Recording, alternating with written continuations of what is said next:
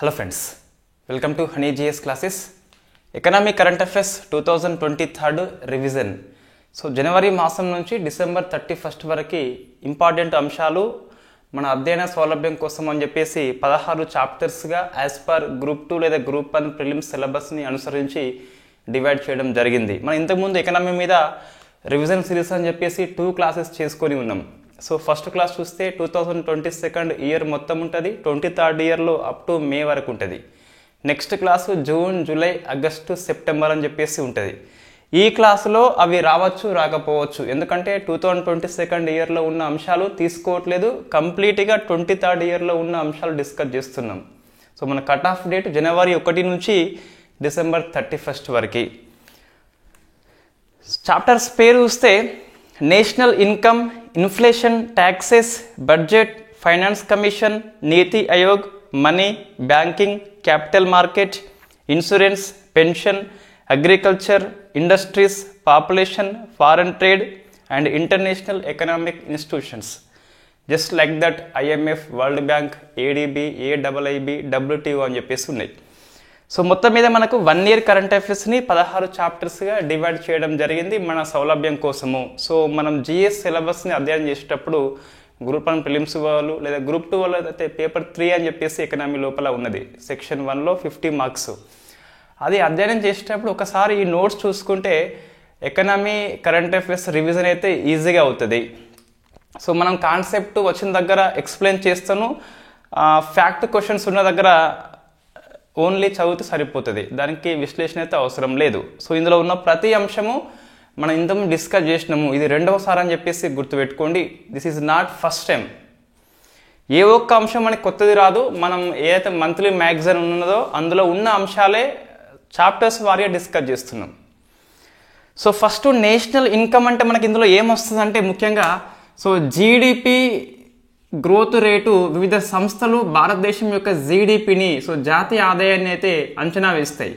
So అందులో మనకి ఫ్రీక్వెంట్లీగా ఈ ప్రిలిమ్స్ పాయింట్ ఆఫ్ వ్యూలో లేదా గ్రూప్ 2 పాయింట్ ఆఫ్ వ్యూలో ఏ సంస్థ ఎంత అని చెప్పేసి క్వశ్చన్ వస్తుంది. నెంబర్ ఆఫ్ ఇన్స్టిట్యూషన్స్ ఉంటాయి. సో మనం కొన్ని సంస్థలు తీసుకుంటున్నాము. ఫస్ట్ చూస్తే ఇన్ఫ్యాక్ట్ NSO ఇటీవల సో నేషనల్ స్టాటిస్టికల్ ఆఫీస్ భారతదేశం యొక్క జాతీయ ఆదాయాన్ని, జీడిపి గ్రోత్ రేట్ని మనకు సో 2019 నుంచి NSO అని చెప్పేసి ఉన్నది. ఇది 7.3గా సో ఫస్ట్ అడ్వాన్స్డ్ ఎస్టిమేషన్ లోపల 7.3గా అంచనా వేసింది. ఇది బాగా గుర్తుపెట్టుకోవాలి. ఇది జనవరి కరెంట్ అఫైర్స్, అంటే ఈ 24 ఇయర్లో జనవరి కరెంట్ అఫైర్స్ అయినప్పటికీ మనం డిస్కస్ చేస్తున్నాం. నెక్స్ట్ ఆర్థిక మంత్రిత్వ శాఖ. సో ఇది చూస్తే ఇది ఓన్లీ ఏప్రిల్ నుంచి సెప్టెంబర్ వరకు మాత్రమే ఇచ్చింది 23rd ఇయర్లో, అంటే ఈ ఎకనామిక్ ఇయర్లో అర్ధవార్షికం అని చెప్పేసి. ఇది 7.7 అని చెప్పేసి ఉన్నది. ఇది కంపల్సరీ గుర్తుపెట్టుకోవాలి, ఫైనాన్స్ మినిస్ట్రీ రిపోర్ట్ కాబట్టి. నెక్స్ట్ వెరీ ఫేమస్ RBIది. సో ఇది ఇటీవల డిసెంబర్ లోపల ద్వైమాసిక సమీక్ష లోపల మానిటరీ పాలసీ కమిటీ మీటింగ్ పెట్టుకొని 7%కి పెంచింది. సో ఇది వెరీ వెరీ ఇంపార్టెంట్. ఎందుకు పెంచింది అంటే ఈ క్వార్టర్ నెంబర్ 2లో 7.6గా జీడిపి నమోదైంది కాబట్టి సో ఈ RBI కూడా తన యొక్క సమీక్ష లోపల జీడిపి గ్రోత్ రేట్ని పెంచింది 7 అని చెప్పేసి గుర్తుపెట్టుకోవాలి. ఇక IMF కానీ, నెక్స్ట్ OECD కానీ, ఇవి రెండు కూడా 6.3గా అంచనా వేయడం జరిగింది. వరల్డ్ బ్యాంక్ కూడా 6.3. ఇది మనం నిన్న కరెంట్ అఫైర్స్ డిస్కస్ చేసినాం. వరల్డ్ బ్యాంక్ 6.3 2023-24 ఇయర్లో.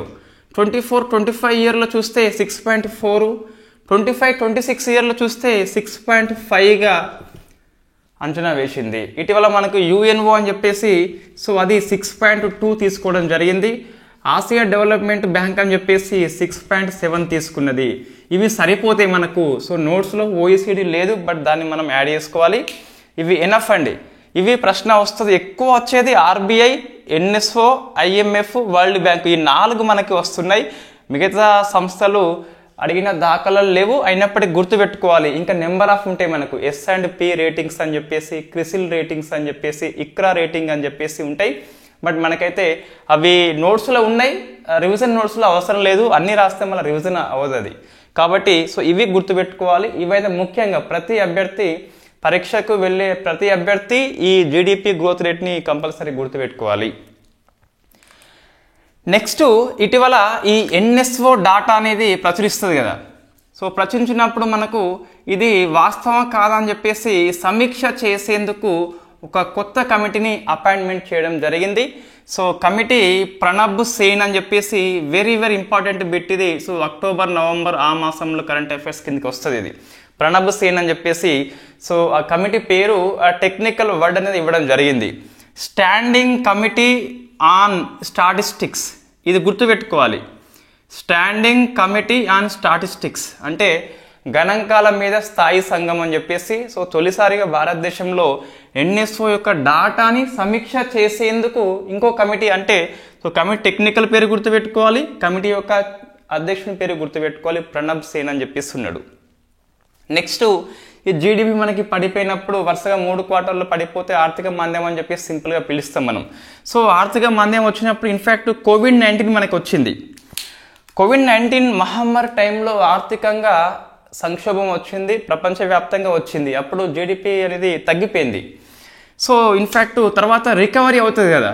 సో ఇన్ఫ్యాక్ట్ కోవిడ్-19 అనంతరము ఈ రికవరీని భారతదేశంలో ముఖ్యంగా 2 రకాలుగా మనం డివైడ్ చేయవచ్చు. ఒకటి కే షేప్ రికవరీ, ఇటువంటి కాన్సెప్ట్ ప్రశ్నలు వస్తాయండి. ఇంకోటి వి షేప్ రికవరీ. సో ప్రముఖులు కొంతమంది విమర్శకులు, సో మన రఘురామ్ రాజన్ ఆర్బీఐ మాజీ గవర్నర్ పనిచేసిండు, ఆయన ఏమన్నాడంటే భారత ఆర్థిక వ్యవస్థ కోవిడ్-19 అనంతరము కే షేప్ వైపు వెళ్తుంది. సో మన ప్రభుత్వంలో ఉన్న వాళ్ళు ఫైనాన్స్ మినిస్ట్రీ గట్రా వాళ్ళు ఏమంటారు అంటే కే షేప్ కాదు ఇది, నీకు తెలియదు అని చెప్పేసి వి షేప్ అని చెప్పేసి చెప్పడం జరిగింది. సో కాబట్టి ఈ కే షేప్ అంటే ఏంటి, వి షేప్ అంటే ఏంటి, ఇవన్నీ కాన్సెప్ట్ ఆధారిత ప్రశ్నలు. ఇటువంటి మనకు టీఎస్పీఎస్సీ యూపీఎస్సీ ఎక్కువ ఫోకస్ చేస్తుంది ఏపీపీఎస్సీ కంటే కూడా. సో ఫస్ట్ మన కే షేప్ అంటే అర్థమైందంటే జస్ట్ ఇది గ్రాఫ్ తీసుకోండి, ఇది టైము. సో ఇన్ఫ్యాక్ట్ ఇది జీడిపి. ఇన్ఫ్యాక్ట్ మన కోవిడ్-19 కంటే ప్రీ స్టేజ్లో ఇక్కడ ఉన్నదనుకోండి, ఏమైంది, కోవిడ్-19 వచ్చినాక తగ్గిపోయింది, జీడిపి గ్రోత్ రేటు తగ్గిపోయింది. ఎందుకు, ఆర్థిక కార్యకలాపాలు మొత్తం మందగించిపోయినాయి కాబట్టి, ఉత్పత్తి జరగలేదు, వస్తు సేవలు లేవు కాబట్టి ఇన్ఫ్యాక్ట్ మందగించిపోయింది. నెక్స్ట్ కోవిడ్-19 అయిపోయింది. సో ప్రభుత్వ ఉద్దీపన చర్యల ఫలితంగా కొన్ని ఆర్థిక వ్యవస్థలు కోలుకున్నాయి, కొన్ని ఆర్థిక వ్యవస్థలు కోలుకోలేదు. కొన్నేమో సో ప్రభుత్వం యొక్క ఉద్దీపన ఉపయోగం చేసుకొని ఇన్ఫ్యాక్ట్ పెరిగిపోయింది, కొన్నేమో ఇంకా తగ్గిపోయినాయి, వీటిని అందుకోలేక తగ్గిపోయినాయి. దీన్ని మనము కే షేప్ అని చెప్పేసి పిలవచ్చు. అంటే ఉన్నవాళ్ళు మరింతగా ధనవంతులు, లేని వాళ్ళు మరింత లేమిగా తయారవుతారు. దాన్ని కే షేప్ రికవరీ అని చెప్పేసి పిలుస్తాం.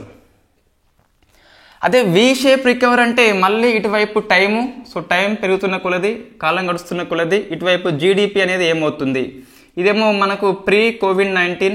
సో ఇక్కడ నుంచి పడిపోయింది కదా. సో ఇన్ఫ్యాక్ట్ ఇట్లా పడిపోయింది, ఇట్లా పెరుగుతుంది, అంటే సమపాలలో అన్నీ పెరుగుతున్నాయి. సో ఇది మనకు ప్రీ కోవిడ్-19 వచ్చినాక ఇంతగా పడిపోయింది, మళ్ళీ ఇక్కడ నుంచి ఏం కావాలి, రికవరీ కావాలి, ఎంతవరకు ప్రీ కోవిడ్ స్థాయికి వెళ్ళింది. సో దీన్ని వి షేప్ రికవరీ అని చెప్పేసి పిలుస్తాం. అంటే ఆర్థిక వ్యవస్థలో అన్ని రంగాలు సమపాలలో ఉద్దీపన చర్యలు ఉపయోగం చేసుకొని ఆర్థికంగా అభివృద్ధి చెందాయి, ఆర్థిక అసమానతలు లేవని చెప్పేసి చెప్పేందుకు వి షేప్ అని చెప్పేసి పిలుస్తాం. వి షేప్ అనేది ఐడియల్ షేప్, ఒక ఆర్థిక వ్యవస్థ యొక్క ఐడియల్ షేప్ అని చెప్పేసి పిలుస్తాం.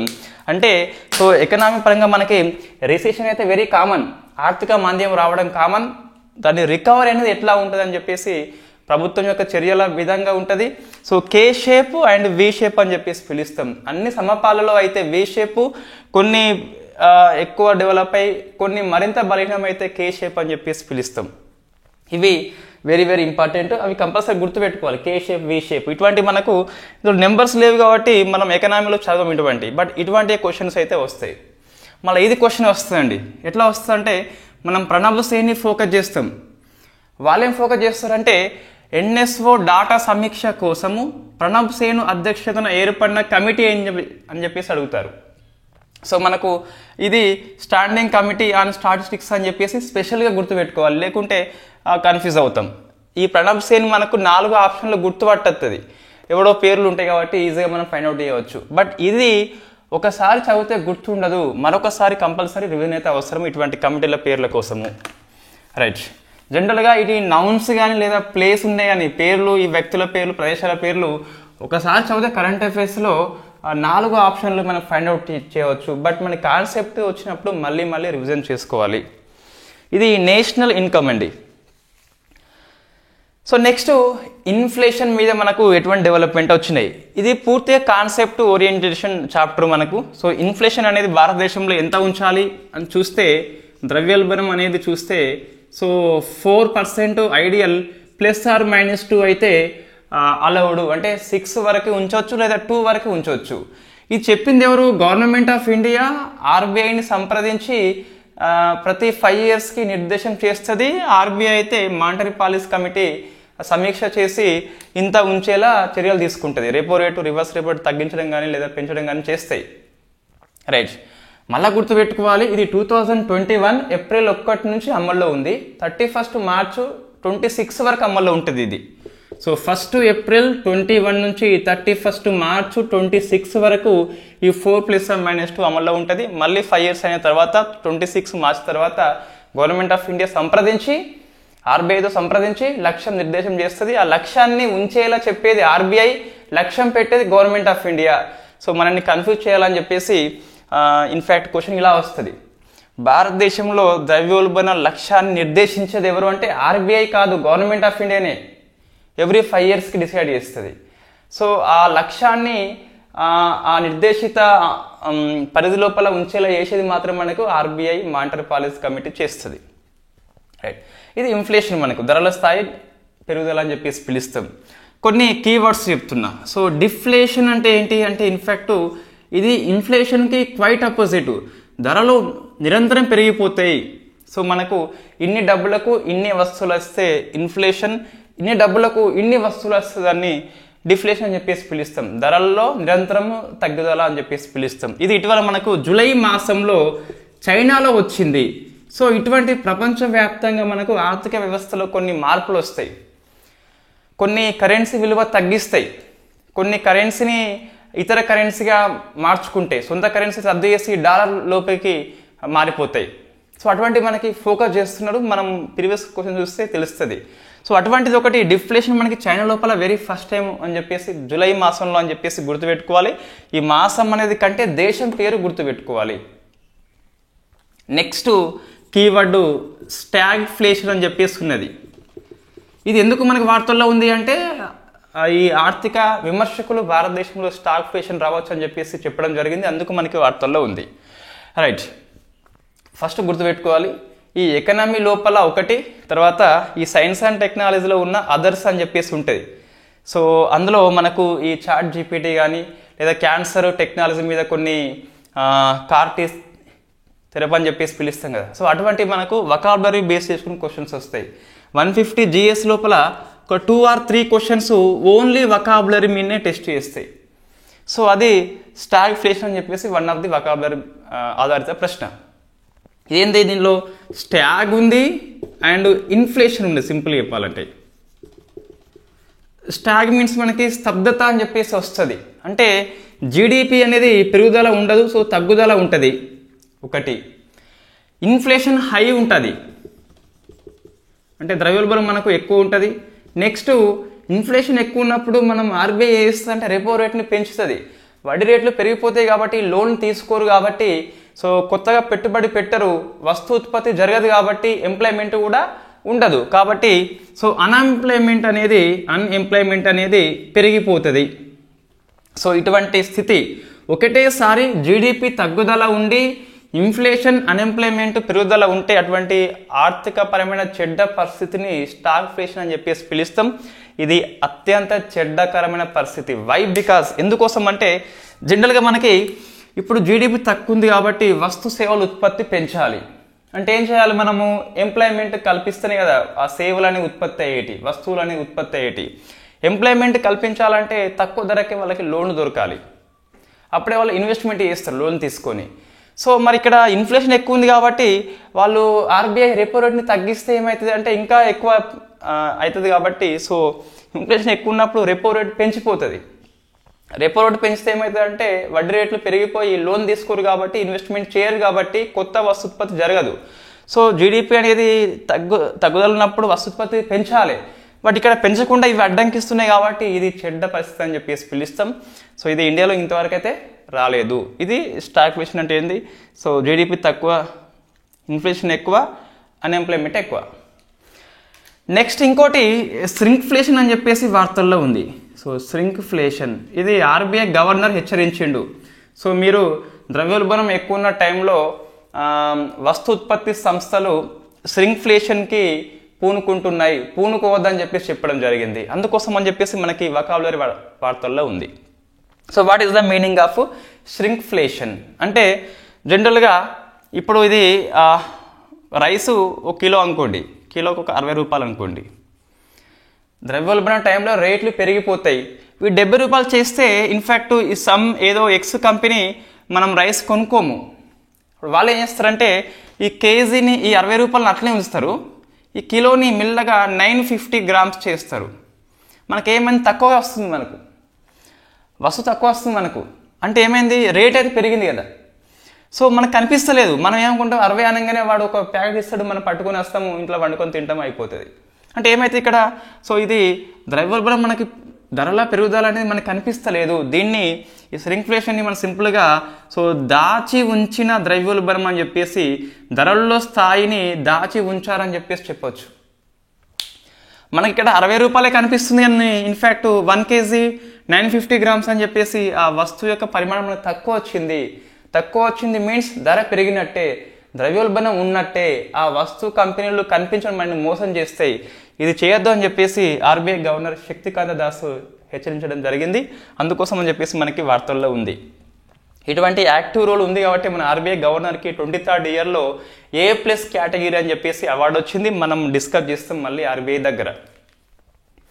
ఇది ఇన్ఫ్లేషన్ మీద మన కాన్సెప్ట్ అండి. ఎప్పుడైనా ఈ నెంబర్ చూసుకోవద్దు. సో ఎంత కిలోకి ఎంత పడిందని చెప్పేసి చూసుకోవాలి. Number does not matter.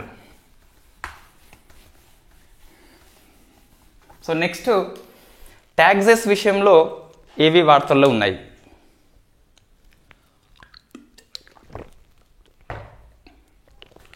First మనకు సో ట్యాక్స్ అనగానే ఏం గుర్తుకొస్తుంది? జిఎస్టీ గుర్తుకొస్తుంది, ఇండైరెక్ట్ ట్యాక్స్ అని చెప్పేసి పిలుస్తాం. సో మనకు తెలుసు ఆల్రెడీ 101 కాన్స్టిట్యూషనల్ అమెండ్మెంట్ యాక్ట్ అని చెప్పేసి, 122 కాన్స్టిట్యూషనల్ అమెండ్మెంట్ బిల్ అని చెప్పేసి. చట్టం 101 అయితే బిల్లు 122 అని చెప్పేసి 2017 జూలై 1 నుంచి అమల్లోకి వచ్చిందని చెప్పి తెలుసు మనకు. రైట్, ఇదంతా మనకి ఇక్కడ అవసరం లేదు. జిఎస్టీ ఎందుకు వార్తల్లో వచ్చిందంటే, సో జిఎస్టీ 2017 నుంచి అమల్లోకి వచ్చింది కదా. ఇంతవరకు ఈ ఏప్రిల్ మాసం ఏదైతే ఉందో, ఏప్రిల్ 23rd ఇయర్లో హైయెస్ట్గా జిఎస్టీ కలెక్షన్ వచ్చింది 1.87 లక్షల కోట్లు. ఈ గణాంకాలు గుర్తుపెట్టుకోవాలి కంపల్సరీ. 1.87 ఇది ఫస్ట్ హైయెస్ట్ అండి. ఇదే ఇయర్లో సెకండ్ హైయెస్ట్ అక్టోబర్లో వచ్చింది. సో మనకి ఈజీగా గుర్తుంటుంది. ఇన్ఫ్యాక్ట్ ఎప్పుడైనా సరే మనకు దాన్ని ఏమంటాం, ఎకనామిక్ ఇయర్ అనేది గడిచినాక సో ఏమైనా పెండింగ్ ఉంటే ఏప్రిల్లో బిల్లు కట్టేస్తారు కాబట్టి ఏప్రిల్లోనూ ఎక్కువ వస్తుంది. సెప్టెంబర్లో అర్ధవార్షికం అయిపోతుంది కాబట్టి మళ్ళీ ఒకసారి కడతారు కాబట్టి అక్టోబర్లో జనరల్గా ఎక్కువ వస్తుంది. అది 1.72 అని చెప్పేసి ఉన్నది. దీనికంటే ఇదేదో బాగా గుర్తుపెట్టుకోవాలి, 1.87 అని చెప్పేసి. నెక్స్ట్ తర్వాత జిఎస్టీ కౌన్సిల్ అనేది మీటింగ్ పెట్టుకొని జిఎస్టీ యొక్క డిసిషన్ తీసుకుంటుంది. సో జిఎస్టీ కౌన్సిల్ మనకి వార్తల్లో ఉంది. ఇన్ఫ్యాక్ట్ ఇది ఒక రాజ్యాంగబద్ధ సంస్థ. 279A ఆర్టికల్ ద్వారా ప్రెసిడెంట్ ఆఫ్ ఇండియా ఏర్పాటు చేస్తాడు కాబట్టి ఆర్టికల్ రూపంలో ఉంది కాబట్టి it is a constitutional body అని చెప్పేసి దీనిలో ఫైనాన్స్ మినిస్టర్ చైర్మన్గా పనిచేస్తుంది. మనకు తెలుసు ఆల్రెడీ. ఇది ఒక నిర్ణయం తీసుకుంది. సో 28% జిఎస్టీ విధించింది కొన్నిటి మీద. ఏంటి అవి? క్యాసినో, గుర్రె పందాలు అండ్ ఆన్లైన్ గేమ్. సో ఇది మీరు ఆన్సర్ చేయండి. భారతదేశంలో ఆన్లైన్ గేమింగ్ని ఏ మంత్రిత్వ శాఖ నియంత్రణ చేస్తుంది? సో ఈ 28 అని చెప్పేసి it is highest GST. So casino, గుర్ర పందాలు, ఆన్లైన్ గేమింగ్ అని చెప్పేసి గుర్తుపెట్టుకోవాలి. అయితే ఇటీవల మన ఫేమస్ కేసు అండి, మోహిత్ మినరల్స్ అని చెప్పేసి ఉన్నది. ఇది సుప్రీంకోర్టు కేసులో డిస్కస్ చేయలేదు, ఇక్కడ డిస్కస్ చేస్తున్నాం. సో మోహిత్ మినరల్స్ కేసు అని చెప్పేసి వెరీ వెరీ ఫేమస్. ఇక్కడ సుప్రీంకోర్టు తీర్పు ఏమన్నదంటే జిఎస్టీ కౌన్సిల్ యొక్క డెసిషన్స్ అనేవి స్టేట్ గవర్నమెంట్ మీద కంపల్సరీ బైండింగ్ కావాలని ఏం లేదు. సో నాట్ బైండింగ్ అని చెప్పేసి చెప్పడం జరిగింది. అయినప్పటికీ రాష్ట్రాలు పాటిస్తాయి. వై? బికాస్ మనము ఓపెన్ ఎకనామీ ఆర్థిక వ్యవస్థలో ఉన్నాము. ఒకటే రాష్ట్రము జిఎస్టీని గిట్ట అమలు చేయకుంటే దానికి ఇబ్బందులు ఎదురవుతాయి ప్రాక్టికల్గా. కాబట్టి అన్ని రాష్ట్రాలు బైండింగ్ అయితే అవుతాయి. సుప్రీంకోర్టు ఏమన్నదంటే ఈ మోహిత్ మినరల్స్ కేసులో 246A అని చెప్పేసి ఉన్నది. మనం దీని ద్వారానే దీంట్లో యాడ్ చేసుకున్నాము. 246A అంటే ఎవరి జాబితాలో ఉన్న అంశం మీద వాళ్ళు చట్టం చేసుకోవచ్చు. 246 ఆర్టికల్. 246A అనేది రాష్ట్రం కూడా మనకు కొన్ని పన్నులు విధించుకోవచ్చు సొంతగా. సో జిఎస్టీ కౌన్సిల్ యొక్క డెసిషన్స్ అవసరం లేదని చెప్పేసి సుప్రీంకోర్టు చెప్పడం జరిగింది. అయినప్పటికీ సుప్రీంకోర్టు యొక్క తీర్పుని ఏ రాష్ట్రం కూడా పాటించడం లేదు. అన్ని జిఎస్టీ కౌన్సిల్ యొక్క డెసిషన్ని ఇన్ఫ్యాక్ట్ అమలు చేస్తున్నాయి. వై? బికాస్ జిఎస్టీ కౌన్సిల్లో రాష్ట్ర ప్రభుత్వాలకు కూడా భాగస్వామ్యం ఉంటుంది కాబట్టి అవి అమలు చేస్తున్నాయి. నెక్స్ట్ ఇంకోటి జిఎస్టీ నెట్వర్క్ అని చెప్పేసి ఇన్ఫ్యాక్ట్ ఈ జిఎస్టీ విషయంలో మనకి ఆన్లైన్ వర్క్ చేస్తుంది జిఎస్టీ నెట్వర్క్ అని చెప్పేసి. దీన్ని ప్రివెన్షన్ మనీ లాండరింగ్ యాక్ట్ పరిధిలోకి తీసుకొచ్చిందండి. ఇటీవల పిఎంఎల్ఏ పరిధి పెంచినారు. Prevention money laundering act, money laundering ఈ దాన్ని ఏమంటారు అంటే సో ఇన్ఫ్యాక్ట్ ఆర్థిక వ్యవస్థలో బ్లాక్ మనీ రాకుండా పిఎంఎల్ఏ చూస్తుంది. ఇది జిఎస్టీ నెట్వర్క్ని పిఎంఎల్ఏ పరిధిలోకి తీసుకొచ్చారు. ఇటీవల పిఎంఎల్ఏ పరిధి పెంచిన్లు. క్రిప్టో కరెన్సీ కూడా భారతదేశంలో ఇంతవరకు రెగ్యులేటివ్ చట్టం అంటూ లేదు. బట్ మొన్న మనకు క్రిప్టో కరెన్సీ యొక్క లావాదేవీల్ని కూడా పిఎంఎల్ఏ పరిధిలోకి తీసుకొచ్చారు. చార్టర్డ్ అకౌంటెంట్, కంపెనీ సెక్రటరీ వాళ్ళ యొక్క కస్టమర్ల లావాదేవీలు కూడా పిఎంఎల్ఏ పరిధిలోకి తీసుకొచ్చారు. ఇవన్నీ మనకి పిఎంఎల్ఏ యొక్క ఎక్స్పాన్షన్ అని చెప్పేసి పిలుస్తాం. ఒకటి జిఎస్టీ నెట్వర్క్ని తీసుకొచ్చిండ్రు, చార్టర్డ్ అకౌంటెంట్, కంపెనీ సెక్రటరీ యొక్క వాళ్ళ ఏమంటారు కస్టమర్ల యొక్క లావాదేవీలు కానీ లేదా క్రిప్టో కరెన్సీ యొక్క లావాదేవీలు కానీ పిఎంఎల్ఏలోకి వస్తాయని చెప్పేసి ఇటీవల తీసుకురావడం జరిగింది. నెక్స్ట్ ఈ జిఎస్టీ విషయంలో ఏమైనా గొడవ వస్తే ఇంతకుముందు హైకోర్టు చూసుకునేది. హైకోర్టు దగ్గర చాలా కేసులు ఉన్నాయని చెప్పేసి హైకోర్టు పరిధి తప్పించి కొత్తగా జిఎస్టీ అప్పిలేటివ్ ట్రిబ్యునల్స్ అని చెప్పేసి ఏర్పాటు చేసిండు. మొత్తం 31 ఏర్పాటు చేసిండండి. ప్రతి రాష్ట్రానికి ఏమీ లేవు. మొత్తం మీద జిఎస్టీ యొక్క అప్పీల్స్ని విచారణ చేసేటందుకు డిస్ప్యూట్ యొక్క పరిష్కారం కోసం అని చెప్పేసి ట్రిబ్యునల్స్ ఏర్పాటు చేసిండు. ఇందులో హైయెస్ట్ చూస్తే యూపీకి 3 ఇచ్చిండ్లు హైయెస్ట్, కర్ణాటకకి రాజస్థాన్కి 2 ఇచ్చిండ్లు, మిగతా రాష్ట్రాలకు ఒక్కొక్కటి ఉన్నది. అయితే ఈశాన్య రాష్ట్రాలకు 7 సిస్టర్స్ అండ్ 1 బ్రదర్, సిక్కింకి మొత్తం మీద 8 స్టేట్స్ కూడా చూస్తే ఓన్లీ ఒకటే ట్రిబ్యునల్ ఉన్నది, అది గౌహతి అని చెప్పేసి పిలుస్తాం. సో క్వశ్చన్ అనేది యూపీ కంటే కర్ణాటక రాజస్థాన్ కంటే ఇక్కడ వచ్చేందుకు అవకాశం ఉన్నది.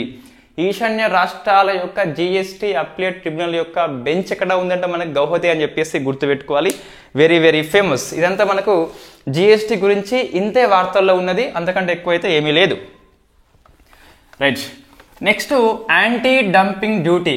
ఇది one of the tax. So anti dumping duty ఇది ఈరోజు కూడా మనకి వార్తల్లో వచ్చినట్టు కనిపిస్తుంది ఈనాడు పేపర్లో. రైట్. ఏంటిది? ఇన్ఫ్యాక్ట్ ఇది భారత ఆర్థిక వ్యవస్థ, ఇదేమో ప్రపంచ ఆర్థిక వ్యవస్థ.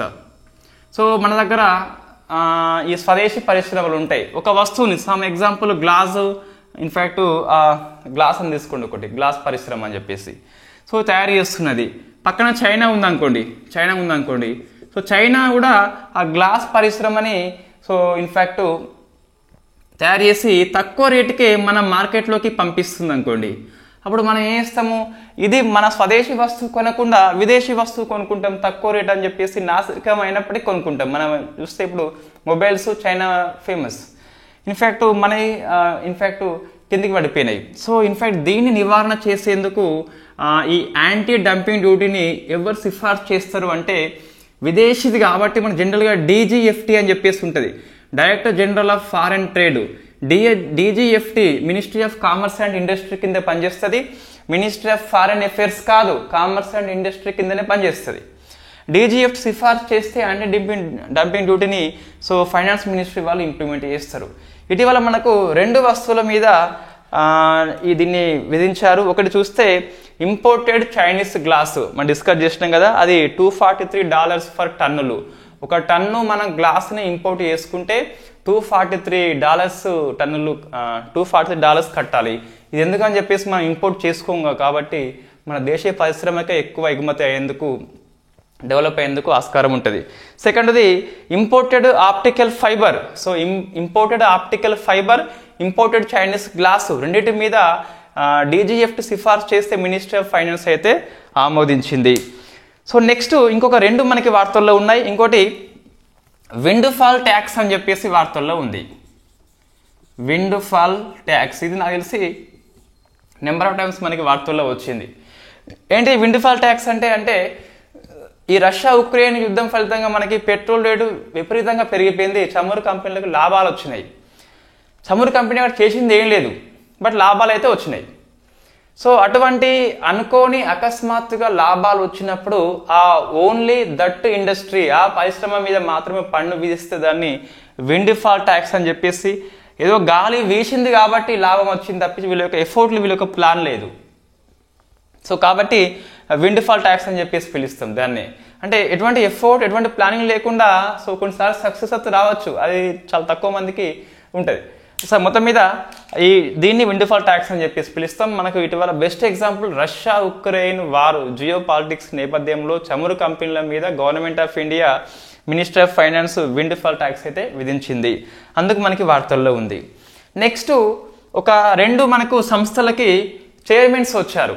అవి మనం గుర్తుపెట్టుకోవాలి. అపాయింట్మెంట్ క్లాసులలో ఇవి రావండి. సో మనకు మీరు బాగా అబ్జర్వ్ చేస్తే పాలిటీ కరెంట్ అఫైర్స్లో ఏవైతే చట్టబద్ధ సంస్థలు ఉన్నాయో అక్కడే మనం డిస్కస్ చేసినాం కొన్ని అపాయింట్మెంటు, ఇక్కడ కొన్ని మనం అపాయింట్మెంట్ డిస్కస్ చేస్తాం.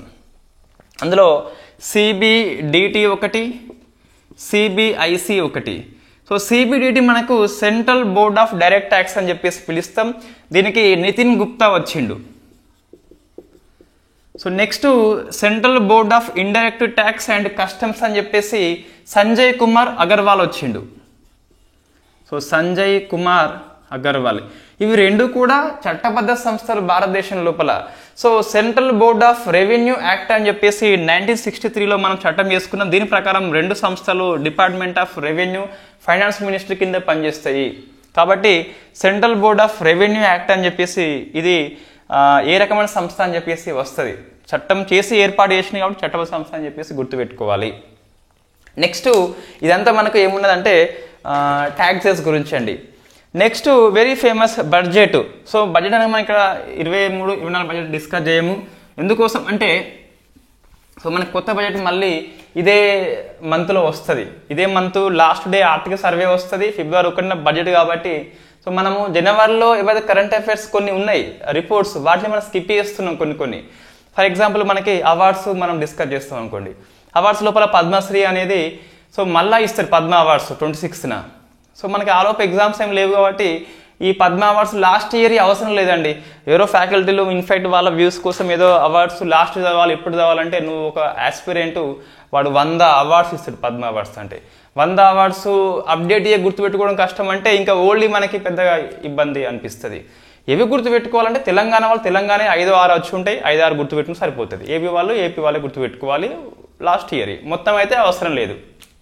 రైట్. సో మరి ఇందులో మనకి ఏముందంటే బడ్జెట్ ఓన్లీ ఇండియాలో వెరీ ఫస్ట్ టైం వాటర్ బడ్జెట్ని ఏ రాష్ట్రం ప్రవేశపెట్టిందంటే కేరళ రాష్ట్రము. సో వాటర్ బడ్జెట్ మీన్స్ ఎక్కడైతే నీరు తక్కువ ఉందో ఆ ప్రాంతాలని మ్యాపింగ్ చేసి ఆ ప్రాంతంలో నీటి సంరక్షణ పథకాలను ఎక్కువ అమలు చేయడమే వాటర్ అని చెప్పేసి పిలుస్తాం. ప్రపంచంలోనే వెరీ ఫస్ట్ టైం ఒక వాటర్ కోసమే వాటర్ బడ్జెట్ని కేరళ రాష్ట్రం ఇంప్లిమెంట్ చేసింది. తర్వాత ఫైనాన్స్ కమిషన్ మనకి వార్తల్లో ఉంది. సో 16th ఫైనాన్స్ కమిషన్ని రాష్ట్రపతి గారు ఏర్పాటు చేసిండ్రు. 15th ఫైనాన్స్ కమిషన్ అయిపోయింది. ఎన్కే సింగ్ అని చెప్పేసి పిలుస్తాం. 6 years పనిచేసింది అది. సో 6 years అని చెప్పేసి అది కంపల్సరీ క్వశ్చన్ వస్తుంది. జనరల్గా 5 years, బట్ మనకు కొన్ని స్పెషల్ కారణాల వల్ల 6 years వరకు వెళ్ళిపోయింది. అది 2 times రిపోర్ట్ కూడా ఇస్తుంది. 2020-21 నుంచి ఒకసారి, 21-22 నుంచి స్టార్ట్ చేస్తే 25-26 వరకు కూడా ఎన్కే సింగ్ సిఫార్సులే అమల్లో ఉంటాయి. సో ఇది మీరు ఆన్సర్ అండి. ఇటీవల వెరీ ఫేమస్ కమిటీలో ఇది పాలిటీ కమిటీ ఎన్కే సింగ్ సభ్యుడిగా ఉన్నాడు. ఆ కమిటీ ఏంటి అని చెప్పేసి మీరు ఆన్సర్ చేయండి. 16th ఫైనాన్స్ కమిషన్ చూస్తే అరవింద్ పరగాని అని చెప్పేసి చైర్మన్గా ఉంటే, కార్యదర్శి చూస్తే గిట్ట రిత్విక్ రంజనం పాండే అని చెప్పేసి ఉన్నాడు. సిఫార్సులు మనకి ఏప్రిల్ 1 నుంచి 2026లో అమల్లోకి వస్తాయి. 5 years పాటు అమల్లో ఉంటాయి. సో కేంద్ర రాష్ట్రాల మధ్య పన్ను పంపిణీ, సో రాష్ట్రాల మధ్య ఎలా షేర్ చేయాలని చెప్పేసి ఇది రిపోర్ట్ అయితే ఇస్తుంది. ఇది ఫైనాన్స్ కమిషన్ గురించి మనం ఇంతకుముందు ఒక క్లాస్ చేసి ఉన్నాం ఫైనాన్స్ కమిషన్ మీద. సో ఇన్ఫ్యాక్ట్ దేని ఆధారంగా షేర్ చేస్తుంది అని చెప్పేసి వాళ్ళ యొక్క వాటా ఎంత అని చెప్పేసి అది మనం గుర్తుపెట్టుకోవాలి. Is a part of the economic syllabus.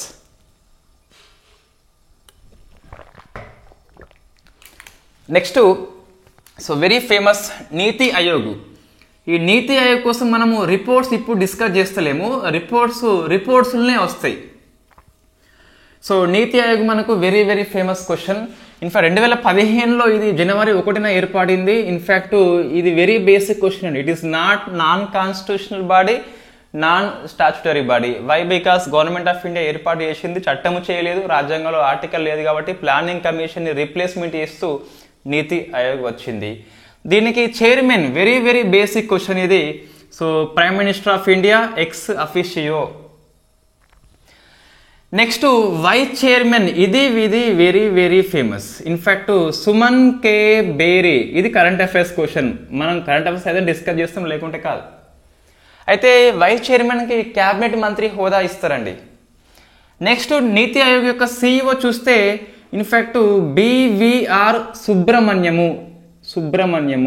ఈయనకు మనకు చీఫ్ సెక్రటరీ హోదా ఉంటుంది. సో క్యాబినెట్ కార్యదర్శి యొక్క హోదా ఉంటుంది. క్యాబినెట్ మంత్రి వేరు మనకు.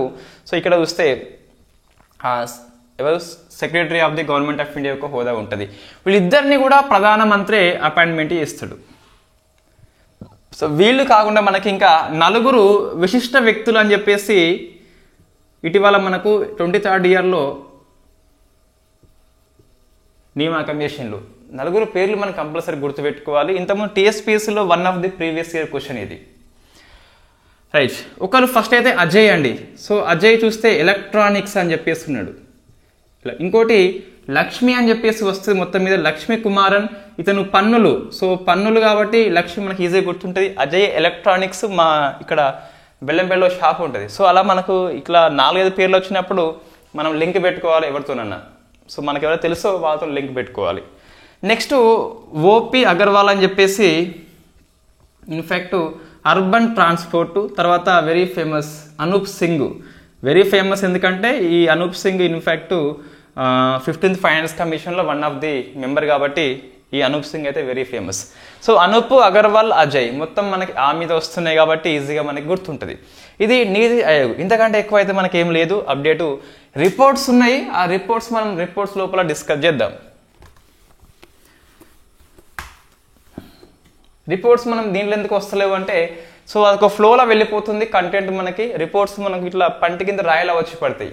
సో రిపోర్ట్స్ లోపలే మనం అర్థం చేద్దాం. 23rd yearలో మొత్తం మీద 50కి కంటే మించకుండా రిపోర్ట్స్ తయారు చేసుకోవాలి అంతే. అంతకంటే ఎక్కువ అయితే మనకు గుర్తుండవు. 50 కూడా కాకుండా 30 లోపే తయారు చేసుకుందాం. Right. Next money. So money అంటే ద్రవ్యము అని చెప్పేసి పిలుస్తాం. ఫస్ట్ అర్జెంటీనా కరెన్సీ పెసో అని చెప్పేసి మనకి వార్తల్లో ఉంది.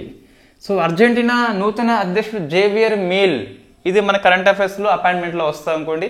So very very famous person. అతను వచ్చినాక కొన్ని రీఫార్మ్స్ తీసుకొచ్చిండు, కొన్ని తిరస్కరణ చేసిండు.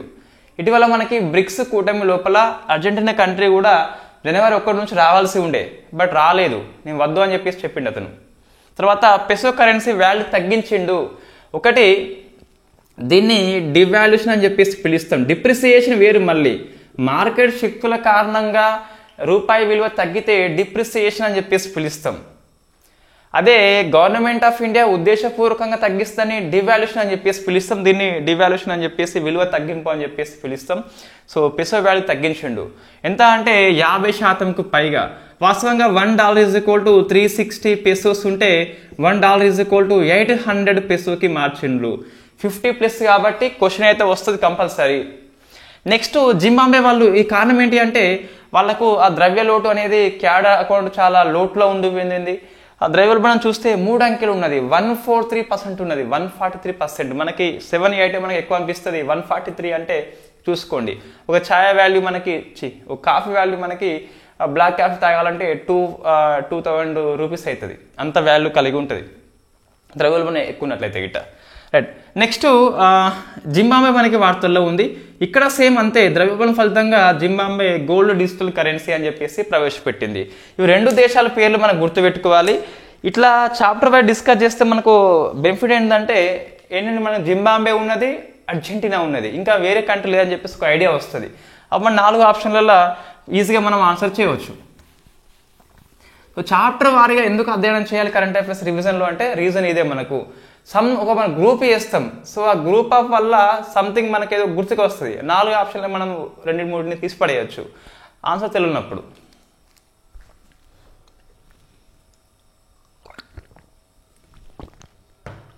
నెక్స్ట్ డిజిటల్ కరెన్సీ వార్తల్లో ఉంది. సో డిజిటల్ కరెన్సీ, సో మనకి 2 రకాలు ఉంటుందండి. ఒకటేమో రెగ్యులేట్ చేయబడేది ఉంటుంది, ఒకటి నాన్ రెగ్యులేట్ అని చెప్పేసి ఉంటుంది. ఇట్లా మనం డివైడ్ చేసుకోవాలి. ఈ డివిజన్ మనకి నితిన్ సింఘానియా పుస్తకంలో ఉంటుందండి. సో మన క్లాస్ బేసిక్ కూడా అంటే బేసిక్ అయితే నితిన్ సింఘానియా, కరెంట్ అఫైర్స్ అయితే కంప్లీట్గా మన నోట్సే. సో మీరు డిసెంబర్ నుంచి జనవరి వరకు చూస్తే ప్రతి టాపిక్ మన మ్యాగజైన్లో ఉన్నది. సో మనం జిఎస్ కోసం అని చెప్పేసి డిపెండ్ అయ్యేది నితిన్ సింఘానియా పుస్తకం, చాలా బాగుంటుంది. రైట్. ఓకే. సో అందులో రెగ్యులేట్ అంటే మనకు సెంట్రల్ బ్యాంకు డిజిటల్ కరెన్సీ అని చెప్పేసి, అంటే మన ఆర్బీఐ దీన్ని రెగ్యులేట్ చేస్తుంది. ఇక్కడ ఏమొస్తుంది, క్రిప్టో కరెన్సీ అని చెప్పేసి వస్తుంది. సో ఇది మనకు క్వశ్చన్ వస్తుందండి.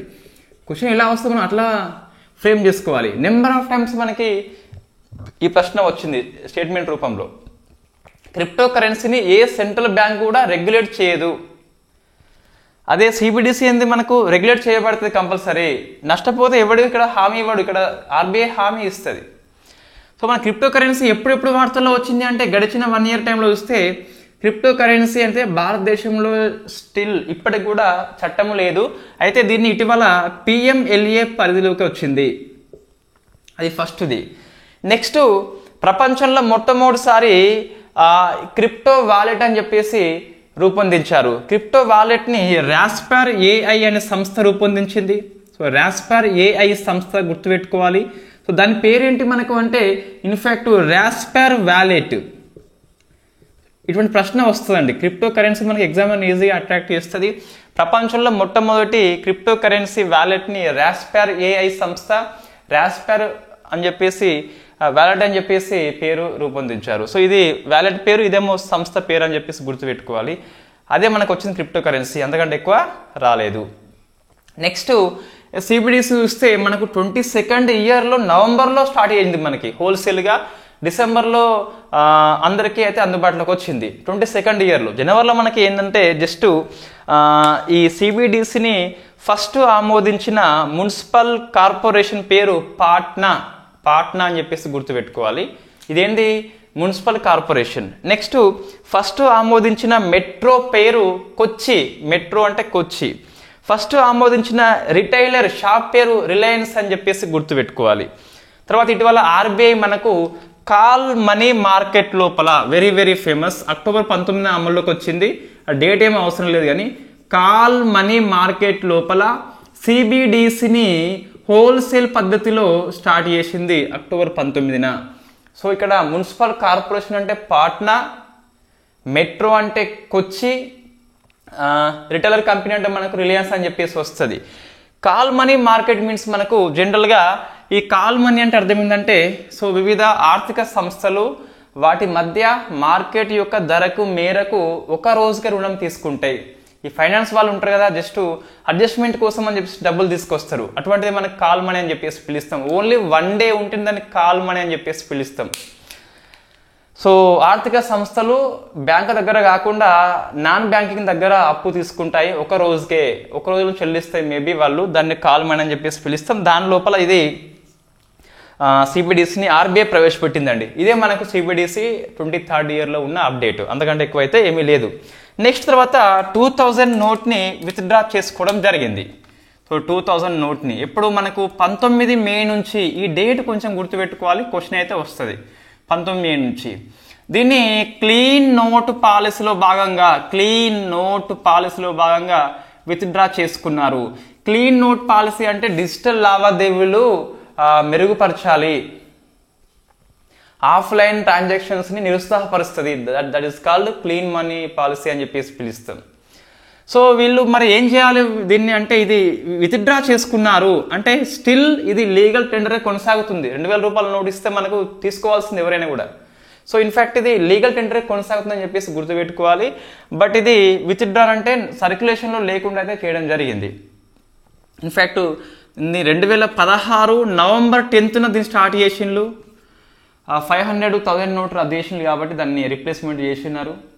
అప్పుడున్న ఆర్థిక వ్యవస్థకి పెద్ద నోట్ అవసరం అని చెప్పేసి తీసుకొచ్చిండ్రు. తర్వాత దీని యొక్క అవసరం తీరిపోయింది కాబట్టి దీన్ని ప్రింట్ చేయలేదు వాస్తవంగా.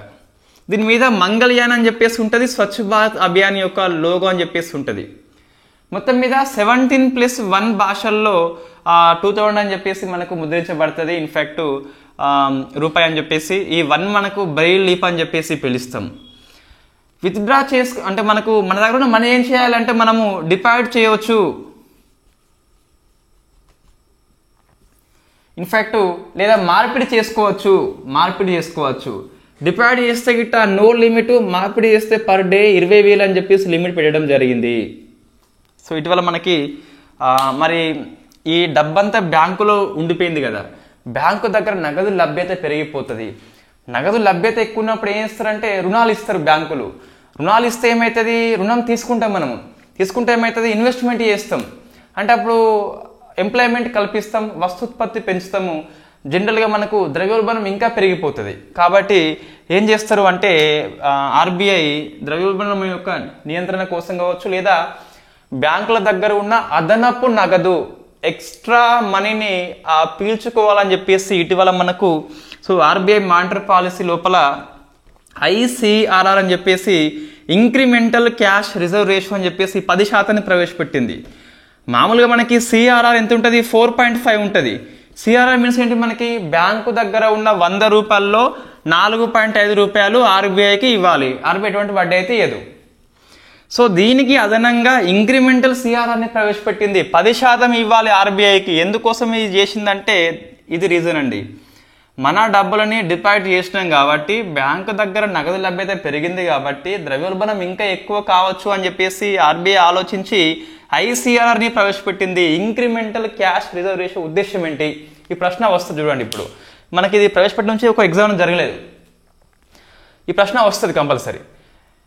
అంటే మనం బాండ్ పేపర్ ఇవ్వలేం కానీ ప్రశ్న అయితే వస్తుంది. ఇన్ఫ్యాక్ట్ వస్తే ఎట్లా వస్తుంది అంటే ఐసీఆర్ ఉద్దేశం ఏంటి అంటే ఆర్థిక వ్యవస్థలో అదనపు నగదును పీల్చుకోవడానికి ఆర్బీఐ యొక్క చర్య, ద్రవ్యోల్బణం యొక్క నియంత్రణ కోసం ఆర్బీఐ చర్య అని చెప్పేసి ఐసీఆర్ అని పిలుస్తాం.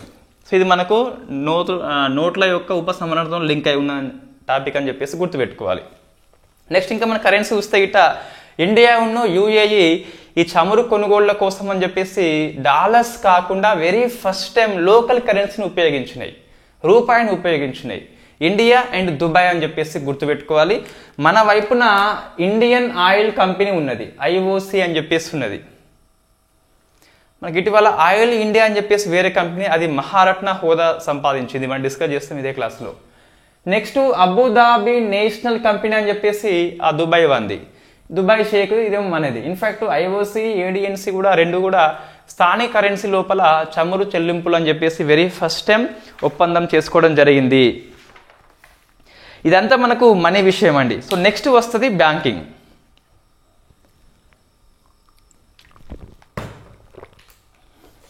సో బ్యాంకింగ్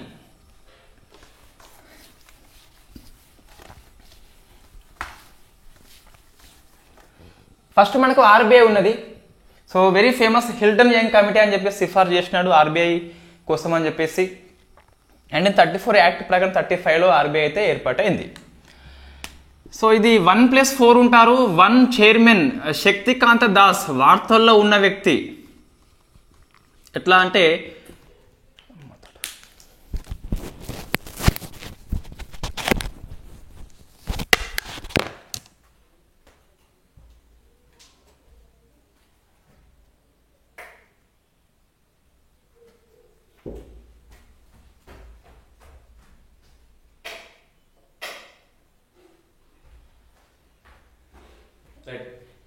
సో ఇతనికి ఆర్బీఐ గవర్నర్కి అవార్డు వచ్చింది. ఆ అవార్డు పేరు మనకు సో A+ కేటగిరీ అని చెప్పేసి రావడం జరిగింది. So very very famous award. Plus 1+4లో ఇంకా 4 ఎవరు అంటే డిప్యూటీ గవర్నర్స్ అని చెప్పేసి మనకు 4 మెంబర్స్ అవసరం లేదు, ఇక్కడ 2 అయితే అవసరము. సో వాళ్ళ పేర్లు చూస్తే ఒకరు first Swaminathan Janaki Raman, very very famous, ఇది రీసెంట్ మనకి అపాయింట్మెంట్. ఇంకొక వ్యక్తి చూస్తే గిట్ట ఆయన పేరు ఎం రాజేశ్వరరావు అని చెప్పేసి ఉంది. వీళ్ళు ఇద్దరెందుకు మనకు అంటే సో ఇంకో మైకల్ దేవపాత్ర అని చెప్పేసి ఉంటాడు. ఇవి 2 మనకు ఇదే ఇయర్లో డిప్యూటీ గవర్నర్గా అపాయింట్మెంట్ పొందారు.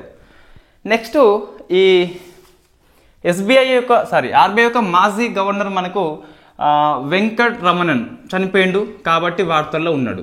సో వెంకట్ రమణన్ అని చెప్పేసి ఈయన ఎందుకు ఫేమస్ అంటే ఈ ఎల్పిజి రీఫార్మ్స్ ఉన్నాయి కదా, LPG reforms in fact liberalisation privatisation global అని చెప్పేసి నరసింహారావు ఉన్నప్పుడు మన్మోహన్ సింగ్ ఫైనాన్స్ మినిస్టర్ ఉన్నప్పుడు వచ్చినాయి.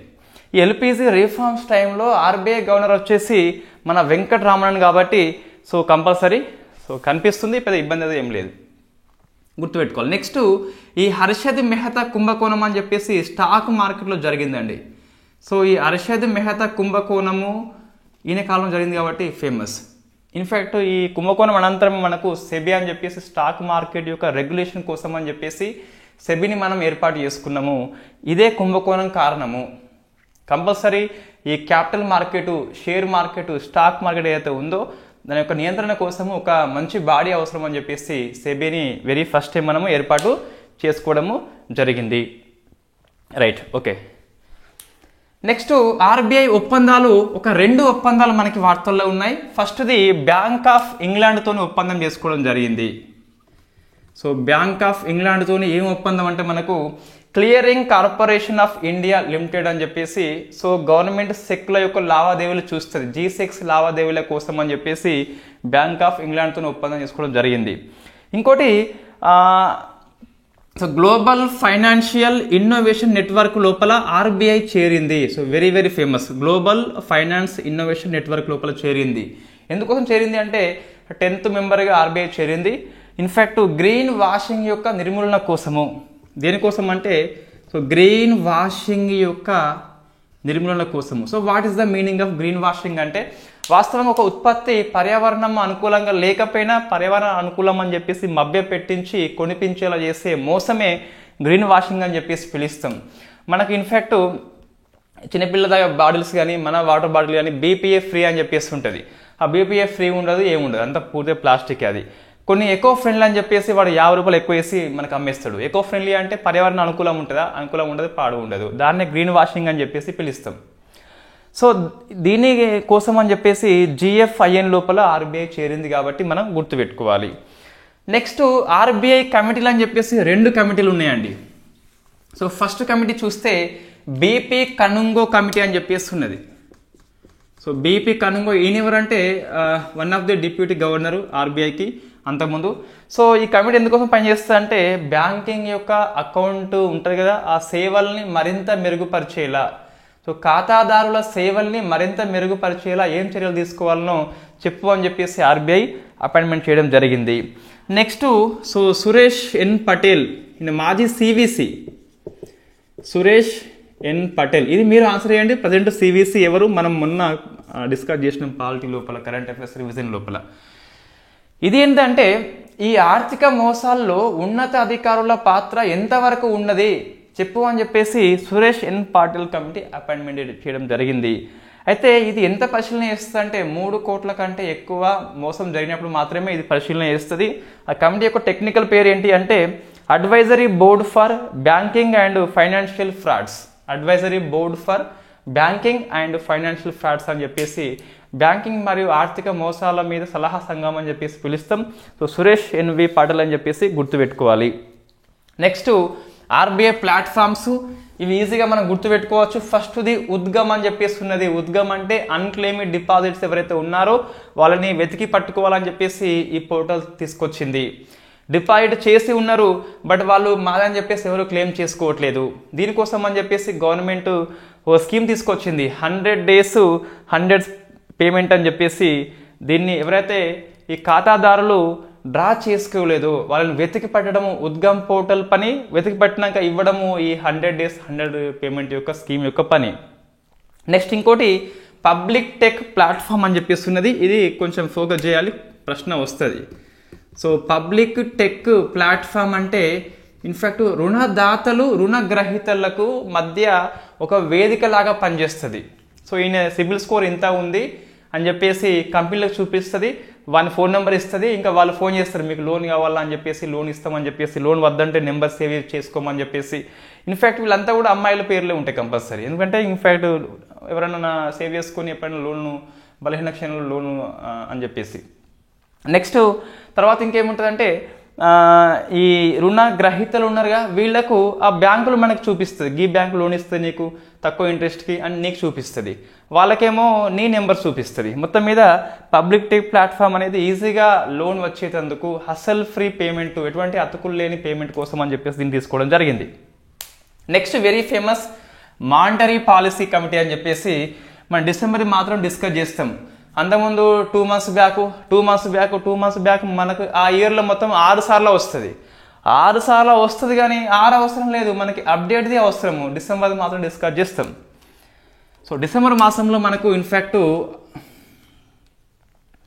మానిటరీ పాలసీ కమిటీ మీటింగ్ పెట్టుకొని నెంబర్ ఆఫ్ డిసిషన్ తీసుకున్నది. ఫస్ట్ చూస్తే సో రెపో రేట్ను వచ్చేసి 6.5 వద్దనే ఉంచింది, వరుసగా 5వసారి అన్చేంజ్డ్. సో పెంచలేదు కాబట్టి దీన్ని మనము అకమోడేటివ్ పాలసీ అని చెప్పేసి పిలుస్తాం, సానుకూల వైఖరి నుంచి తప్పుకోవడం అని చెప్పేసి పిలుస్తాం. విత్డ్రాల్ ఫ్రమ్ అకమోడేటివ్ పాలసీ అని చెప్పేసి, తగ్గించలేదు కాబట్టి విత్డ్రాల్ చేసుకుంది అకమోడేటివ్ పాలసీ నుంచి. మనకు కరోనా వచ్చినప్పుడు ఈ రెపో రేట్ని మనకు 4 దగ్గరనే ఉంచింది, తర్వాత 2.5% పెంచింది డిఫరెంట్ టైంలో. ఆ 4% అనేది తక్కువ కాబట్టి దాన్ని అకమోడేటివ్ పాలసీ అంటాం. 4 నుంచి 4.4 ఇవంతా పెంచింది కాబట్టి ఇప్పుడు ఏమైంది, విత్డ్రాల్ ఫ్రమ్ అకమోడేటివ్ పాలసీ అని చెప్పేసి దీన్ని హాకిష్ పాలసీ అని చెప్పేసి కూడా పిలుస్తామండి. రైట్, రెపో రేట్ ఎంత ఉన్నదో దాన్ని బట్టి ఇంకా కొన్ని మారుతాయి. ఇక ఏం మారుతాయి మనకు, సో ఇటువైపు చూస్తే ప్లస్ 0.25 అంటే 6.75 అని చెప్పేసి వస్తుంది.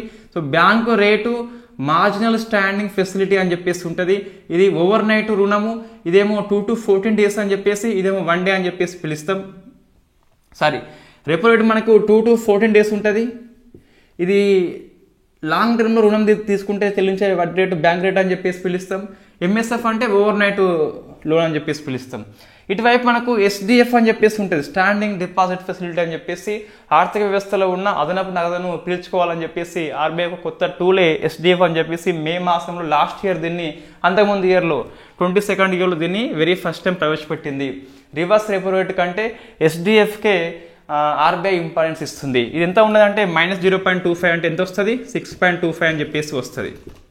అంటే సో బ్యాంకులు తమ దగ్గర ఉన్న అదనపు నగదుని ఆర్బీఐ దగ్గర పెట్టుకుంటే దీన్ని రివర్స్ రెపో అని చెప్పేసి పిలుస్తాం కదా, ఆ రివర్స్ రెపో బదులుగా ఇప్పుడు ఇన్ఫ్యాక్ట్ ఎస్డిఎఫ్ని అమలు చేస్తుంది. అయితే రివర్స్ రెపోలో మనకి 3.35 ఉన్నది కాబట్టి బ్యాంకులు దీనికంటే దీని వైపు ఎక్కువ మొగ్గు చూపుతున్నాయి. నెక్స్ట్ ఇంకా చూస్తే రివర్స్ రెపో 3.35 అయితే సిఆర్ఆర్ వచ్చేసి 4.5 ఉంది, ఎస్ఎల్ఆర్ వచ్చేసి 18 అని చెప్పేసి ఉన్నది, ఐసిఆర్ఆర్ అనేది 10 ఉన్నది. సో ఇది కొత్తగా వచ్చింది ఇంక్రిమెంటల్ క్యాష్ రిజర్వ్ రేషియో అని చెప్పేసి పిలుస్తాం. ఇది 2000 నోటు విత్డ్రా చేసుకున్నాం కాబట్టి, బ్యాంకులో డిపాజిట్ చేసినాం కాబట్టి, నగదు లభ్యత పెరిగింది కాబట్టి ద్రవ్యోల్బణం పెరగవచ్చు అని చెప్పేసి, నగదుని పీల్చుకోవాలని చెప్పేసి బ్యాంకుల నుంచి ఆర్బీఐ యొక్క టూల్ కొత్తది ఐసిఆర్ అని చెప్పేసి పిలుస్తాం. ఎంత ఉన్నది 10 అని చెప్పేసి, ఇది తగ్గిస్తే దశల వారీగా అని చెప్పి చెప్పడం జరిగింది. సిఆర్ఆర్ మీన్స్ మనకు క్యాష్ రిజర్వ్ అని చెప్పేసి పిలుస్తాం. ఎస్ఎల్ఆర్ మీన్స్ మనకు ఇన్ఫ్యాక్ట్ బంగారం కానీ వస్తువులు కానీ పెట్టుకోవచ్చు, సో అది ఎస్ఎల్ఆర్ అని చెప్పేసి పిలుస్తాం. నెక్స్ట్ ఇంకా యూపీఐ యొక్క ట్రాన్సాక్షన్ యొక్క పరిధి మనకు 1 lakh ఉంది కదా, అయితే ఈ దేనికి విద్యా సంస్థలకు వైద్య సంస్థలకైతే 5 lakhs చేయడం జరిగింది. విద్యా సంస్థలకి 5 lakhs అని చెప్పేసి గుర్తుపెట్టుకోవాలి. ఇంకోటి సో యూపీఐ 123 పే అని చెప్పేసి ఉన్నది. సో యూపీఐ 123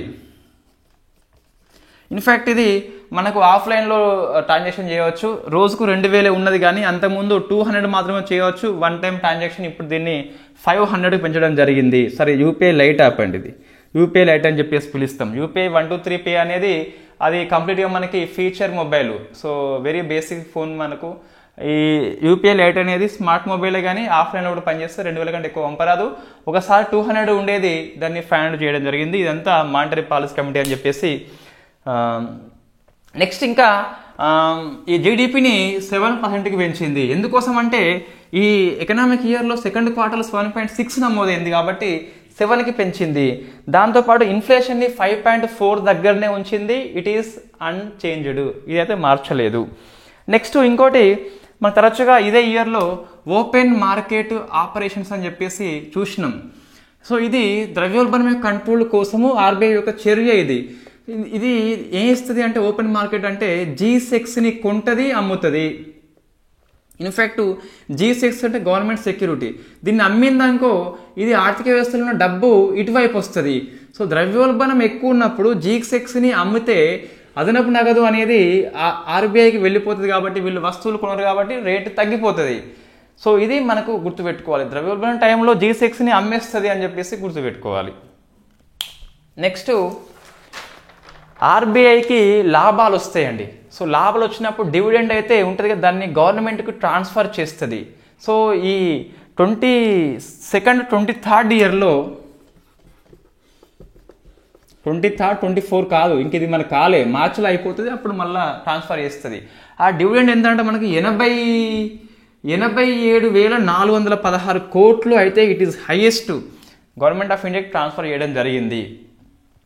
రిస్క్ ఉన్నప్పుడు ఎమర్జెన్సీ వచ్చిన డబ్బు అవసరం ఉంటుంది కాబట్టి 6% ఉంచుకున్నది తన దగ్గర. ఎందుకోసం 6 ఉంచుకున్నది అంటే మనకు జనరల్గా బిమల్ జలన్ కమిటీ అని చెప్పేసి ఉన్నది. సో ఆ కమిటీ ఏమన్నదంటే ఆర్బీఐ లాభాల్లో మొత్తం ట్రాన్స్ఫర్ చేయకుండా 5.5 నుంచి 6.5 ఉంచుకోవాలని చెప్పేసి చెప్పింది. సో ఇప్పుడు 6% ఉంచుకొని 87,000 కోట్లు ట్రాన్స్ఫర్ చేసిందండి. ఇట్ ఈస్ ద హైయెస్ట్ కాబట్టి కొంచెం ఈ ఫిగర్ మనం గుర్తుపెట్టుకోవాలి. నెక్స్ట్ ఎస్బీఐ చూస్తే ఎస్బీఐ యొక్క మేనేజింగ్ డైరెక్టర్గా వినయ్ టోన్సే అని చెప్పేసి అపాయింట్మెంట్ చేయడం జరిగింది. సో వినయ్ టోన్సే ఎస్బీఐ యొక్క ఎండే. సో ఇన్ఫ్యాక్ట్ ఎస్బీఐ కావచ్చు లేదా బ్యాంకింగ్ సంస్థలకి, ఇన్సూరెన్స్ సంస్థలకి ఎండీలని, చైర్మన్ని ఎవరు సిఫార్సు చేస్తారంటే ఫైనాన్షియల్ సర్వీస్ ఇన్స్టిట్యూషన్ బ్యూరో అని చెప్పేసి వెరీ వెరీ ఫేమస్ క్వశ్చన్ ఇది. సో ఇది సిఫార్సు చేస్తుంది. సిఫార్సు చేస్తే ఇన్ఫ్యాక్ట్ గవర్నమెంట్ ఆఫ్ ఇండియా వాళ్ళు ఆమోదిస్తారు. సో వినయ్ టోన్సే అని చెప్పేసి ఎస్బీఐ యొక్క ఎండీ గుర్తుపెట్టుకోవాలి. ఎస్బీఐ యొక్క బ్రాండ్ అంబాసిడర్గా మన మహేంద్ర సింగ్ ధోని నియామకం పొందిండు. అది మనకు ఎస్బీఐ యొక్క ఎండీ ప్లస్ ఎస్బీఐ యొక్క బ్రాండ్ అని చెప్పేసి గుర్తుపెట్టుకోవాలి. నెక్స్ట్ ఇంకా బ్యాంకులలో పంజాబ్ నేషనల్ బ్యాంక్ అని చెప్పేసి వార్తల్లో ఉంది. సో పంజాబ్ నేషనల్ బ్యాంక్ అని చెప్పేసి మొట్టమొదటిసారిగా పిఎన్బి మెటావర్స్ని స్టార్ట్ చేసింది. పిఎన్బి మెటావర్స్ అంటే సో వర్చువల్ బ్యాంకు. సో ప్రపంచంలోనే ఫస్ట్ వర్చువల్ బ్యాంక్ అని చెప్పేసి దీన్ని పిలుస్తాం, పంజాబ్ మెటావర్స్ అని చెప్పేసి. ఇది పబ్లిక్ సెక్టర్ బ్యాంక్ కాబట్టి మనకి గుర్తుపెట్టుకోవాలి కంపల్సరీ. నెక్స్ట్ కోఆపరేటివ్ బ్యాంకులలో చూస్తే మనకు ఇన్ఫ్యాక్ట్ ఏముంటాయి మనకు అంటే స్టేట్ కోఆపరేటివ్ బ్యాంక్ అని చెప్పేసి ఉంటుంది, డిస్ట్రిక్ట్ కోఆపరేటివ్ బ్యాంక్ అని చెప్పేసి ఉంటుంది. అట్లనే గ్రామ స్థాయిలో మనకి ప్యాక్స్ అని చెప్పేసి ఉంటుంది. సో ప్రైమరీ అగ్రికల్చర్ క్రెడిట్ అని చెప్పేసి ఉంటుంది. సో ఇక్కడ 63,000 ప్యాక్స్ని కంప్యూటరీకరణ చేసేందుకు ఒప్పందం చేసుకున్నారు. సో ఆ ఫిగర్ మనం గుర్తుపెట్టుకోవాలి. నెక్స్ట్ 5 years లోపల 63,000 ప్యాక్స్ మొత్తం మీద కంప్యూటరీకరణ చేస్తారట. అది మనకి వార్తల్లో ఉంది. ఇండియన్ పోస్ట్ పేమెంట్ బ్యాంక్ అని చెప్పేసి వార్తల్లో ఉంది. Indian post payment bank, it is one of the payment bank ఇది. సో ఇది ఎందుకు వార్తల్లో ఉంది అంటే ఎయిర్టెల్తో కలిసి వాట్సాప్ బ్యాంకింగ్ని ప్రవేశపెట్టిన ఫస్ట్ బ్యాంకుగా రికార్డు సృష్టించింది. అందుకు మనకి వార్తల్లో ఉంది. నెక్స్ట్ డిజిటల్ బ్యాంకింగ్ అని చెప్పేసి యూపీఐ వస్తుందండి. సో నెక్స్ట్ డిజిటల్ బ్యాంకింగ్ లోపల మనం యూపీఐ డిస్కస్ చేస్తాం. దీన్ని national payments corporation of India దీన్ని రూపొందించిందని చెప్పేసి మనకు తెలుసు. సో యూపీఐ ఇప్పుడు వార్తల్లో ఉంది అంటే ఫస్ట్ యూపీఐ ఏటీఎంని ఎవరు స్టార్ట్ చేసినారు అంటే హిటాచీ పేమెంట్ సర్వీసెస్ అనే జపాన్ సంస్థ తయారు చేసింది. సో హిటాచీ పేమెంట్ పేరు గుర్తుపెట్టుకోవాలి, పేమెంట్ సర్వీసెస్. ఇది జపాన్ సంస్థ సహకారంతో ఆర్బీఐ భారతదేశం లోపల యూపీఐ ఏటీఎంని, it is completely white label ATM, ఏ బ్యాంకు పేరు ఉండదు. నువ్వు ఏటీఎం కార్డు లేకున్నా కార్డ్లెస్తోని వెళ్ళి ఇన్ఫ్యాక్ట్ మన ఫోన్పే యాప్ లాంటివి ఓపెన్ చేసి యూపీఐ యాప్ ఏముంటే అది ఓపెన్ చేసి ఆ క్యూఆర్ కోడ్ను స్కాన్ చేస్తే మన డబ్బులు అయితే మనకు ఉంటేనే వస్తాయి. నెక్స్ట్ ఇంకా UPI transaction record very first time August మాసంలో 10 బిలియన్ ట్రాన్సాక్షన్ జరిగినాయి. 1000 కోట్లు జరిగింది. నెక్స్ట్ తర్వాత హైయెస్ట్ చూస్తే ఎంత అంటే 11.4 బిలియన్స్ జరిగిందండి హైయెస్ట్, అంటే 1140 కోట్లు అని చెప్పేసి ఉన్నది. సో ఆగస్టు మాసం మనం బాగా గుర్తుపెట్టుకోవాలి, 10 బిలియన్ల మార్క్ని వెరీ ఫస్ట్ టైం దాటింది UPI transactions, not transactions value. తర్వాత హలో యూపీఐ అని చెప్పేసి మనకి వార్తల్లో ఉంది. ఇంకోటి బిల్ పే కనెక్ట్ అని చెప్పేసి వార్తల్లో ఉంది. ఈ హలో యూపీఐ అంటే ఏంటంటే సో మనకు వాయిస్ కనెక్షన్ ద్వారా మనం బిల్లు చెల్లించవచ్చు, అదే వాయిస్ యాక్టివేటెడ్ పేమెంట్స్ అని చెప్పేసి పిలుస్తాం. బిల్ పే కనెక్ట్ అంటే మనం చాట్ ద్వారా కూడా, అంటే కన్వర్జేషనల్ చాట్ ద్వారా మనం కూడా ఈ అలెక్సా అని చెప్పేసి గూగుల్ది ఉంటుంది కదా చాట్ బాట్, దాంతో మనం చాట్ చేసుకుంటే కూడా మనం పేమెంట్ని చేయవచ్చు. ఇవన్నీ యూపీఐ యొక్క ఇనిషియేటివ్, బిల్ పే కనెక్షన్, తర్వాత హలో యూపీఐ అని చెప్పేసి. ఇంకోటి యూపీఐ చెల్లేగా 3.0 అని చెప్పేసి వార్తల్లో ఉంది. ఇది ఏంటంటే యూపీఐ యొక్క అవేర్నెస్ కోసం అని చెప్పేసి ఎన్పిసిఐ ప్రోగ్రామే యూపీఐ చెల్లేగా 3.0. యూపీఐ యొక్క సేఫ్టీ మీద బ్రాండ్ అంబాసిడర్ ఎవరు అంటే దీపక్ త్రిపాఠి అని చెప్పేసి మనకు నియామకం చెందిండు. నెక్స్ట్ ఎన్పిసిఐ అగ్రిమెంట్స్ అండి. ఇది మనకు ఇంతకుముందు ఎస్ఐలో వచ్చిన ప్రశ్న మెయిన్స్ లోపల. అంటే సో యూపీఐతోని ఇతర దేశాల యొక్క ఒప్పందాలు అని చెప్పేసి ఫస్ట్ ఒప్పందము పే నౌ సంస్థ ఫ్రమ్ సింగపూర్ అండి. నెక్స్ట్ లైరా అని చెప్పేసి ఉన్నది. ఈ లైరా ఫ్రమ్ ఫ్రాన్స్, దీన్ని అయితే మనం మోడీ గారు స్టార్ట్ చేసినారు కాబట్టి ఈ ప్రశ్న వచ్చేందుకు ఎక్కువ అవకాశం ఉన్నది. సో లైరా అని చెప్పేసి from France. Next so Eth switch Ethiopia అని చెప్పేసి నెక్స్ట్ యూఏఈ అని చెప్పేసి అది ఆల్ ఎతిహాద్. సో మనకు ఈజీ గుర్తుంటుంది, అది ఉర్దూ వర్డ్ కాబట్టి. ఆల్ ఎతిహాద్ ఫ్రమ్ యూఏఈ అయితే Eth switch from Ethiopia, Lyra from France, pay now from Singapore అని చెప్పేసి గుర్తుపెట్టుకోవాలి. ఇవన్నీ ఎన్పిసిఐ యొక్క అగ్రిమెంట్స్ అని చెప్పేసి. తర్వాత కంప్లీట్గా ఫస్ట్ డిజిటల్ బ్యాంకింగ్ స్టేట్ అయితే కేరళ రికార్డ్ సృష్టించింది. కేరళ ఫైబర్ ఆప్టిక్ నెట్వర్క్ అనే scheme, Kerala fibre optic network scheme ఈ ప్రశ్న వస్తుంది. నెక్స్ట్ ఈ ప్రధానమంత్రి జన్ధన్ యోజన అని చెప్పేసి మనం 9 years పూర్తి చేసుకున్నాము. అయితే 9 years కంటే ఇటీవల ఒక మైల్ రైతు దాటిపోయింది. 10 కోట్ల ఖాతాలతో చెప్పిస్తారు, 50 కోట్ల ఖాతాలని ఇది ఓపెన్ చేయడం జరిగింది. 50 కోట్లల్లో 67% from rural and semi urban, 56% from women. 50 కోట్ల అకౌంట్స్ వచ్చినాయి, 67% from rural semi urban, 56% from women. So ఈ గణాంకాలు గుర్తుపెట్టుకోవాలి. నెక్స్ట్ మహిళా సమ్మాన్ సేవింగ్ సర్టిఫికేట్ అని చెప్పేసి మహిళల్లో పొదుపు ఆల్రెడీ ఉంటుంది, మరింత ప్రోత్సహించాలని చెప్పేసి పోపు డబ్బా కాకుండా బ్యాంకుల్లో ఉంచుకోవాలని చెప్పేసి ఒక స్కీమ్ తీసుకొచ్చింది.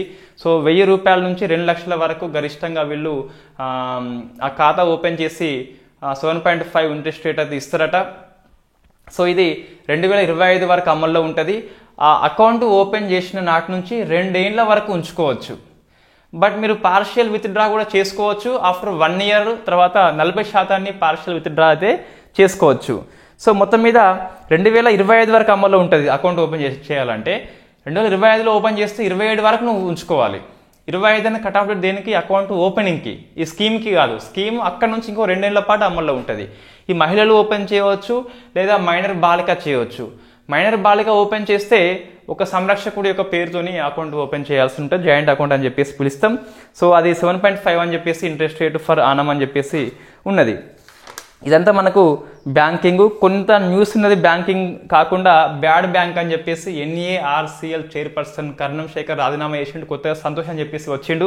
తర్వాత పవర్ ఫైనాన్స్ కార్పొరేషన్ అండి, భారతదేశంలో అతిపెద్ద నాన్ బ్యాంకింగ్ ఫైనాన్స్ కార్పొరేషన్ ఇది పవర్ ఫైనాన్స్ కార్పొరేషన్. దీని యొక్క చైర్పర్సన్గా పర్మిందర్ చోప్రా అని చెప్పేసి వచ్చింది. సో ఒక నాన్ బ్యాంకింగ్ ఫైనాన్స్ కార్పొరేషన్కి ఒక మహారత్న కంపెనీది, ఒక మహారత్న కంపెనీకి కావచ్చు, లార్జెస్ట్ NBFCకి కావచ్చు. ఫస్ట్ మహిళా చైర్పర్సన్ అంటే మనకు సో పర్మిందర్ చోప్రా అని చెప్పేసి గుర్తుపెట్టుకోవాలి.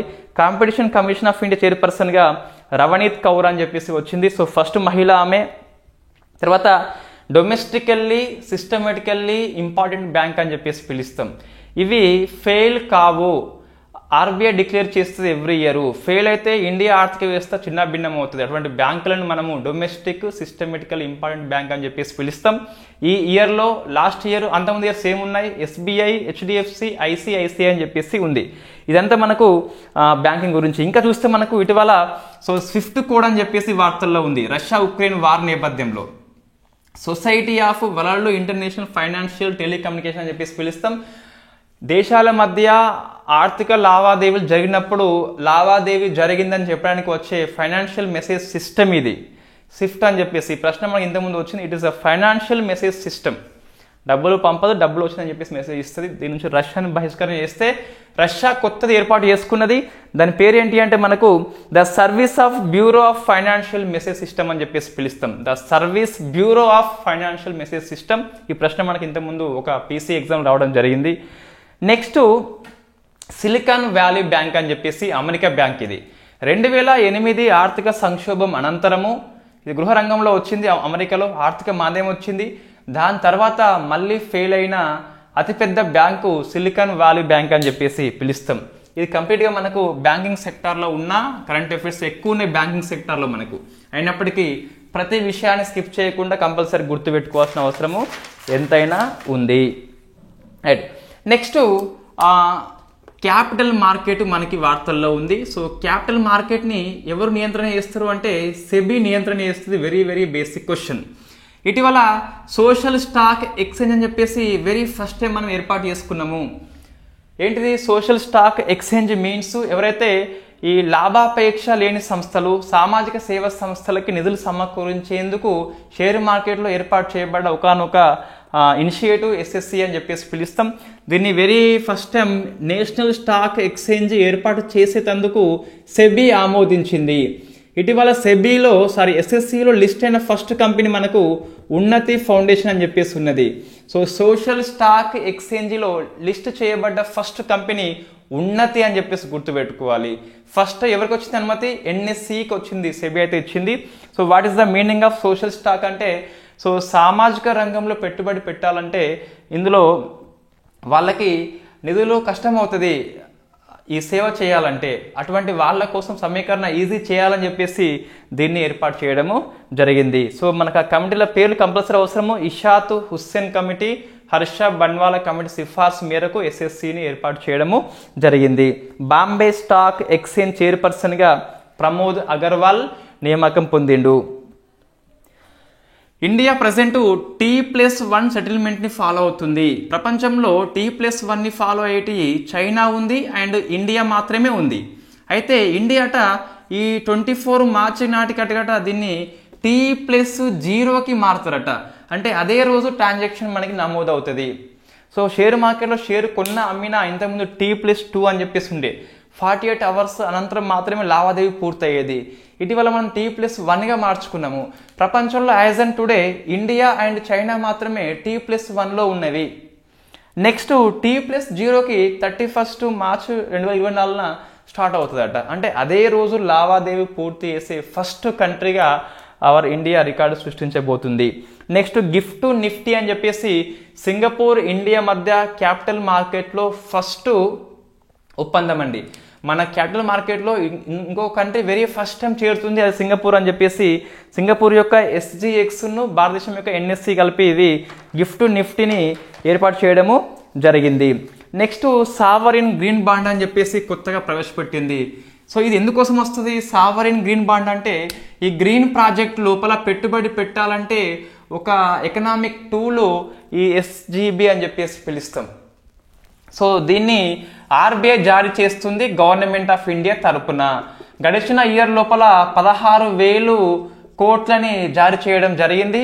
సో జనవరి మాసంలో 1, ఫిబ్రవరి మాసంలో 1, 2 సార్లు ఆర్బీఐ గవర్నమెంట్ ఇండియా తరపున 16,000 కోట్ల సావరిన్ గ్రీన్ బాండ్ జారీ చేస్తే మేబీ తక్కువ కొనుక్కోవచ్చు, అన్ని అమ్ముడు పోకపోవచ్చు. దీన్ని ఎవరు చూస్తున్నారంటే మనకి నిర్వహణ చేసేది గ్రీన్ ఫైనాన్స్ వర్కింగ్ కమిటీ అని చెప్పేసి ఆర్థిక శాఖ యొక్క ముఖ్య సలహాదారుడి ఆధ్వర్యంలో ఇది పనిచేస్తుంది. ప్రజెంట్ మన నాగేశ్వర్ కాబట్టి నాగేశ్వర్ అని చెప్పేసి గుర్తుపెట్టుకోవాలి. ఎలా జారీ చేస్తారు అంటే ఈ పర్సన్ ఇన్ఫ్యాక్ట్ ఇతను ఇదేమో ఆర్బీఐ సంస్థ వీనికి బాండ్ ఇస్తుంది, వీడు డబ్బులు ఇస్తాడు. ఈ డబ్బులు తీసుకుపోయి ఆర్బీఐ కన్సల్టెంట్ ఫండ్ ఆఫ్ ఇండియాలో జమ చేస్తుంది. సిఎఫ్ఐ నుంచి ఆర్థిక శాఖ వివిధ గవర్నమెంట్ ప్రాజెక్టులకి ఇస్తుంది. సో ఆ డబ్బుని ఏం చేసినాం అని చెప్పేసి ఫైనాన్స్ మినిస్ట్రీ ఆర్బీఐకి రిపోర్ట్ చేయాలి. ఇటువంటి ఏర్పాటు ఎక్కడ లేదు. ఇదే వెరీ ఫస్ట్ టైం కాబట్టి ఇది కొన్ని గుర్తుపెట్టుకోవాలి. ప్రశ్న వస్తుంది స్టేట్మెంట్ రూపంలో. ఏంటిది? సావరిన్ గ్రీన్ బాండ్ విషయంలో ఆర్బీఐ నుంచి సిఎఫ్ఐకి పోతుంది, అక్కడ నుంచి ఫైనాన్స్ మినిస్టర్ తీసుకుంటుంది. దేనికి ఎంత ఇచ్చినామా అని చెప్పేసి, నిజంగా మరి గ్రీన్ ప్రాజెక్టులో ఇచ్చినామా అని చెప్పేసి, ఎలక్షన్లో వాడినామా అని చెప్పేసి మొత్తం మీద ఆర్బీఐకి రిపోర్ట్ అయితే ఇవ్వాలి. సో ఇది మనకు వార్తల్లో ఉన్నది. ఫస్ట్ గ్రీన్ బాండ్ని మున్సిపల్ కార్పొరేషన్లలో ఏది జారీ చేసిందంటే ఇండోర్ అని చెప్పేసి గుర్తుపెట్టుకోవాలి. నెక్స్ట్ బీమా. సో బీమా మనకి ఏమున్నది ఇన్సూరెన్స్ రంగంలో కరెంట్ అఫైర్స్ అంటే బీమా సుగమం అని చెప్పేసి ఉన్నది. సో బీమా సుగమం ఇది అందరికీ బీమా లక్ష్యం కోసము ఐఆర్డిఏఐ బీమా రంగాన్ని ఎవరు కంట్రోల్ చేస్తారు? సెబీ కాదు, ఐఆర్డిఏఐ సంస్థ కంట్రోల్ చేస్తుంది. సో దాని యొక్క పోర్టల్ ఇది. అంటే ఇన్ఫ్యాక్ట్ దీనిలో ఏముంటుందంటే, సో ఏ బీమా సంస్థ ఏ పాలసీ అమ్ముతుంది అని చెప్పేసి మనకి మార్కెట్ లోపల మనకు ఆన్లైన్లో అందుబాటులో ఉంచే ప్లాట్ఫామే బీమా సుగమం అని చెప్పేసి పిలుస్తాం. ఇటీవల ఎల్ఐసి సంస్థకి చైర్పర్సన్గా సిద్ధార్థ్ మెహంతి వచ్చాడు. ఇది మనం గుర్తుపెట్టుకోవాలి. ఎల్ఐసి సంస్థకి ఎండిగా ఆర్ దురైస్వామి అని చెప్పేసి వచ్చిండు. ఇద్దరిని కూడా ఫైనాన్షియల్ సర్వీస్ ఇన్స్టిట్యూషన్ బ్యూరో అని చెప్పేసి సిఫార్సు చేస్తే క్యాబినెట్ కమిటీ ఆన్ అపాయింట్మెంట్ వాళ్ళు ఆమోదించారని చెప్పేసి గుర్తుపెట్టుకోవాలి. ఇంకోటి చిన్న బిట్టు పెద్దగా అవసరం లేదు. ఐఆర్డిఏ సంస్థ యొక్క సభ్యుడిగా బీసీ పట్నాయక్ అయితే రావడం జరిగింది. పెన్షన్ విషయంలో చూస్తే NPS national pension scheme not new pension scheme యొక్క అమలు కోసము దాని యొక్క మెరుగుదల మీద సిఫార్సు చేయమని చెప్పేసి TV Somanathan committee government of India appointment చేయడం జరిగింది. ఇటీవల ఎన్పిఎస్ కాకుండా ఓపీఎస్ని హిమాచల్ ప్రదేశ్, రాజస్థాన్, జార్ఖండ్, ఛత్తీస్గఢ్ అని చెప్పేసి ఆ రాష్ట్రాలు అమలు చేస్తున్నాయి. ఒకటే మనకు ఎన్పిఎస్ ఓపీఎస్ ఏంటి అంటే మనకు సో ఓపీఎస్ అనేది ఓల్డ్ పెన్షన్ స్కీమ్. ఇందులో గవర్నమెంట్ ఎంప్లాయీ జీరో కంట్రిబ్యూషన్, ₹1 అయితే ఇవ్వడు. ఆయన పదవి విరమణ చేసిన తర్వాత ఎంత సాలరీ ఉంటుందో ఆ బేసిక్ సాలరీలో సగం సాలరీ ప్లస్ డిఏ కలిపి వస్తుంది నెక్స్ట్ మంత్ నుంచి. అంటే ఫర్ ఎగ్జాంపుల్ గ్రూప్ 2 ఆఫీసర్గా గ్రూప్ 1 ఆఫీసర్ వచ్చేసి నువ్వు దిగిపోగా ఒక 5 lakhs సాలరీ ఉంటే గిట్ట ఉండొచ్చు మేబీ. సో ఉంటే నీకు 2.5 lakhs వస్తాయి. ఆ రోజు డిఏ ఎంత ఉన్నదో ఆ డిఏ కూడా కలిపి సాలరీ అయితే ఇస్తారు. ఎన్పిఎస్ మీన్స్ సో ఇన్ఫాక్ట్ 1 జనవరి 2004 నుంచి అపాయింట్మెంట్ వాళ్ళకు ఎన్పిఎస్ అయితే వర్తిస్తుంది. 10% నువ్వు కంట్రిబ్యూట్ చేయాలి, 14% గవర్నమెంట్ చేస్తుంది. Not 10%, it is the 14% from 2019 onwards it is changed అని చెప్పేసి గుర్తుపెట్టుకోవాలి. సో 10 + 14 అని చెప్పేసి ఇన్ఫాక్ట్ ఎంత డబ్బు వస్తుంది? There is no fix. ఇది depend on the share market. ఇది ఫిక్స్డ్ అమౌంట్ వస్తుంది నీకు. ఆర్థిక సంక్షోభంలో ఉన్నా ఏమున్నా కూడా నీకు సాలరీ అయితే వస్తుంది, ఇది సాలరీ అయితే రాదు. ఇన్ఫ్యాక్ట్ మన రేవంత్ రెడ్డి కాంగ్రెస్ చూస్తే మేనిఫెస్టో లోపల చూస్తే కాంగ్రెస్ వస్తే గిట్ట సిపిఎస్ని అంటే ఎన్పిఎస్ని రద్దు చేసి ఓపీఎస్ ఇస్తామని చెప్పేసి హామీ ఇవ్వడం జరిగింది. నెక్స్ట్ అగ్రికల్చర్ ఉన్నది మనకి ఇంకా పెండింగ్లో. ఇండస్ట్రీస్ ఉన్నది, జనాభా ఉన్నది, and foreign trade and international institutions. ఒక 4 ఉన్నాయి, తొందరనే అయిపోతుంది.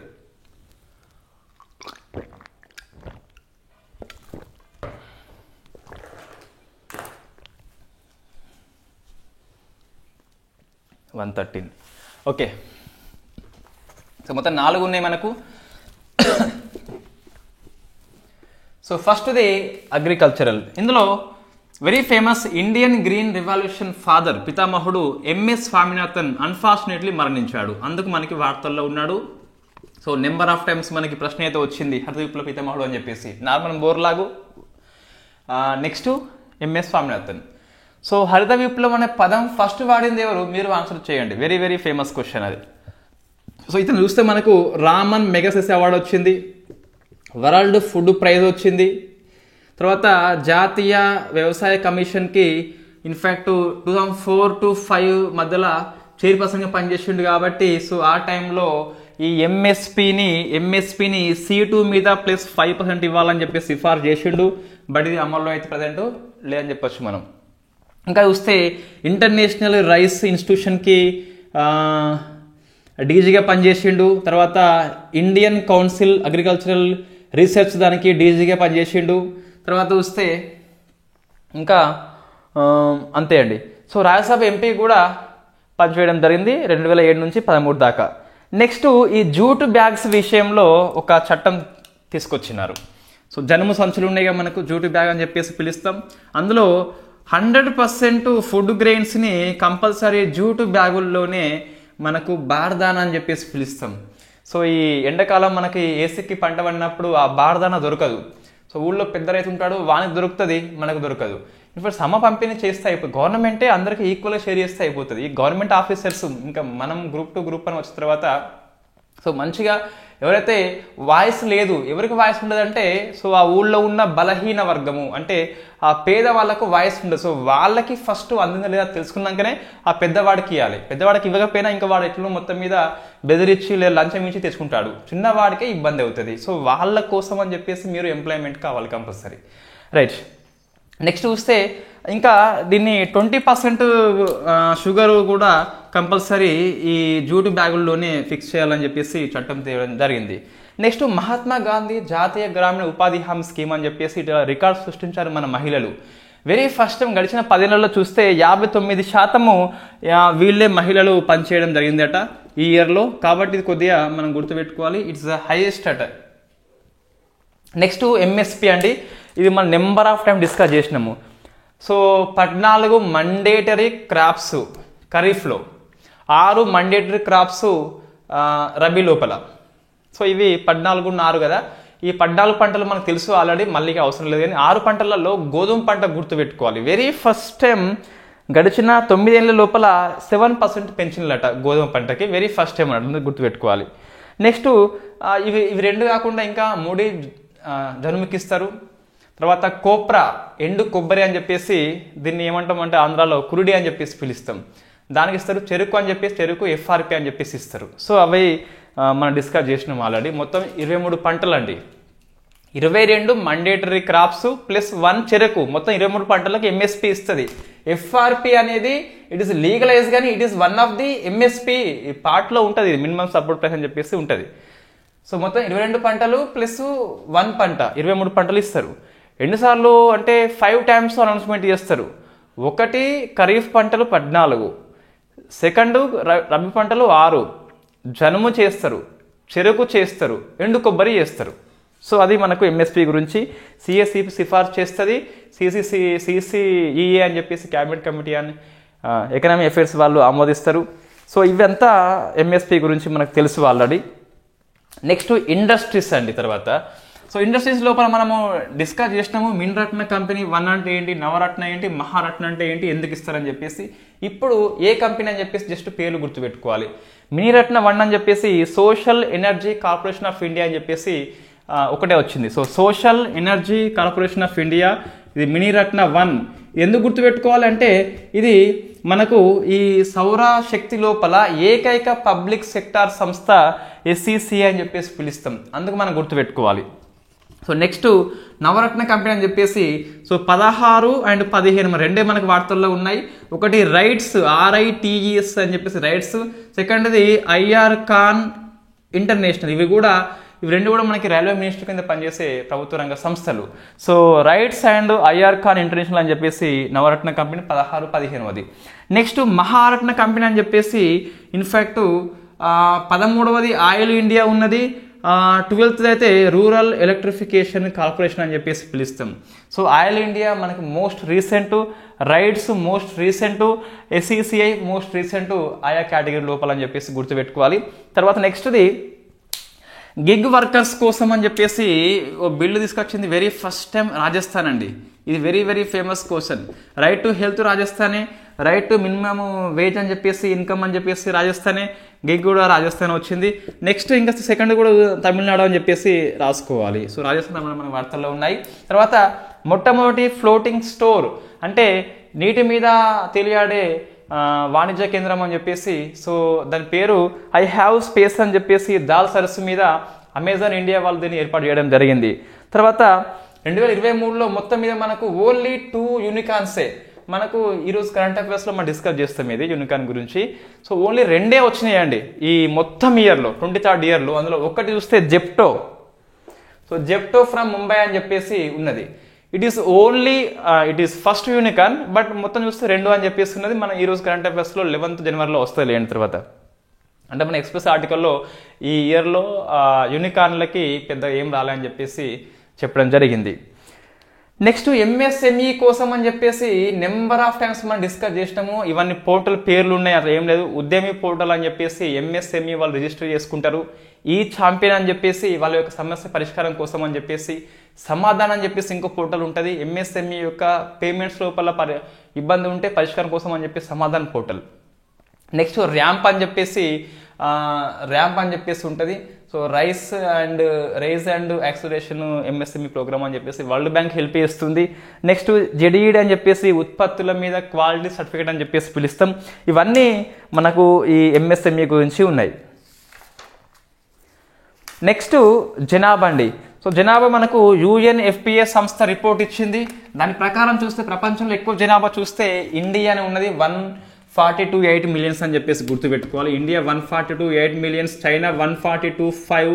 సో చైనా తగ్గింది అట, 29 lakhs తగ్గింది అట లాస్ట్ ఇయర్తో పోలిస్తే. థర్డ్ది మనకు అమెరికా అని చెప్పేసి ఉన్నది.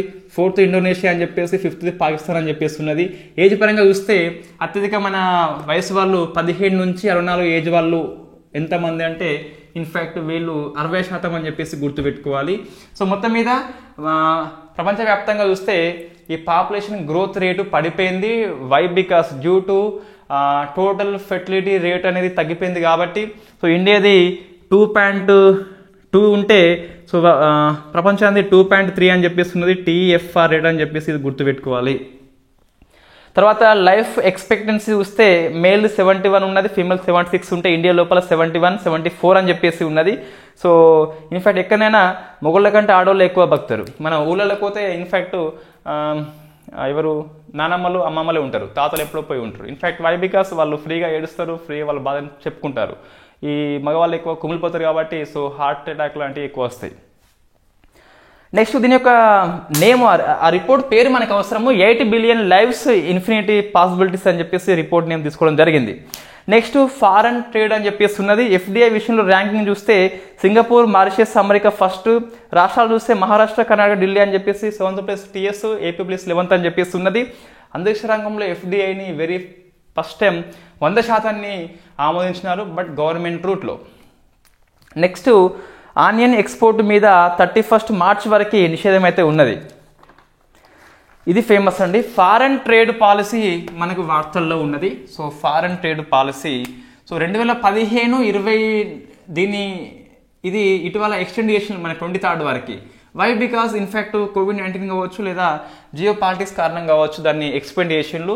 సో మనకు మొత్తం మీద 2023 ఏప్రిల్ 1 నుంచి నెక్స్ట్ ఇది ఎండ్ డేట్ ఇంత అని చెప్పలేదు, ముగింపు తేదీ ఏం చెప్పలేదు. ఈ ఫారెన్ ట్రేడ్ పాలసీకి, కొత్త పాలసీకి 2023 ఏప్రిల్ 1 నుంచి అమల్లోకి వచ్చింది, బట్ ముగింపు అని చెప్పేసి చెప్పలేదు. వాళ్ళ తర్వాత చెప్తామని చెప్పి చెప్పడం జరిగింది.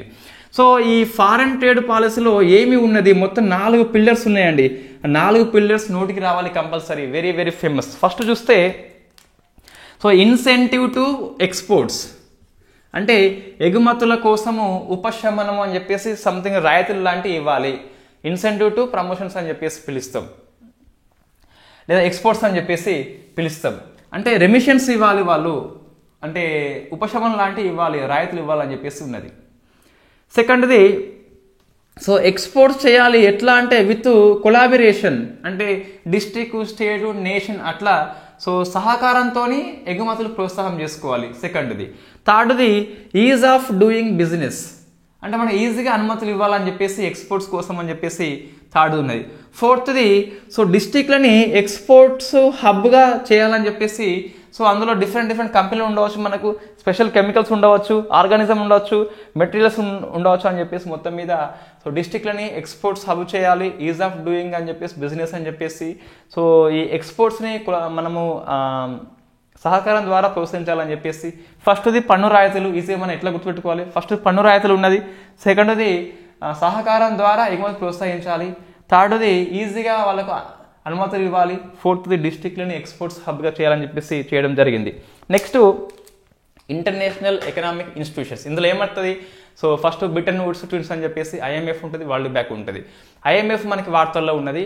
సో ఐఎంఎఫ్ యొక్క ఎగ్జిక్యూటివ్ డైరెక్టర్స్ ఆమోదించినారు. ఏమని ఆమోదించినారంటే 50% కోటా పెంచుతామని చెప్పేసి.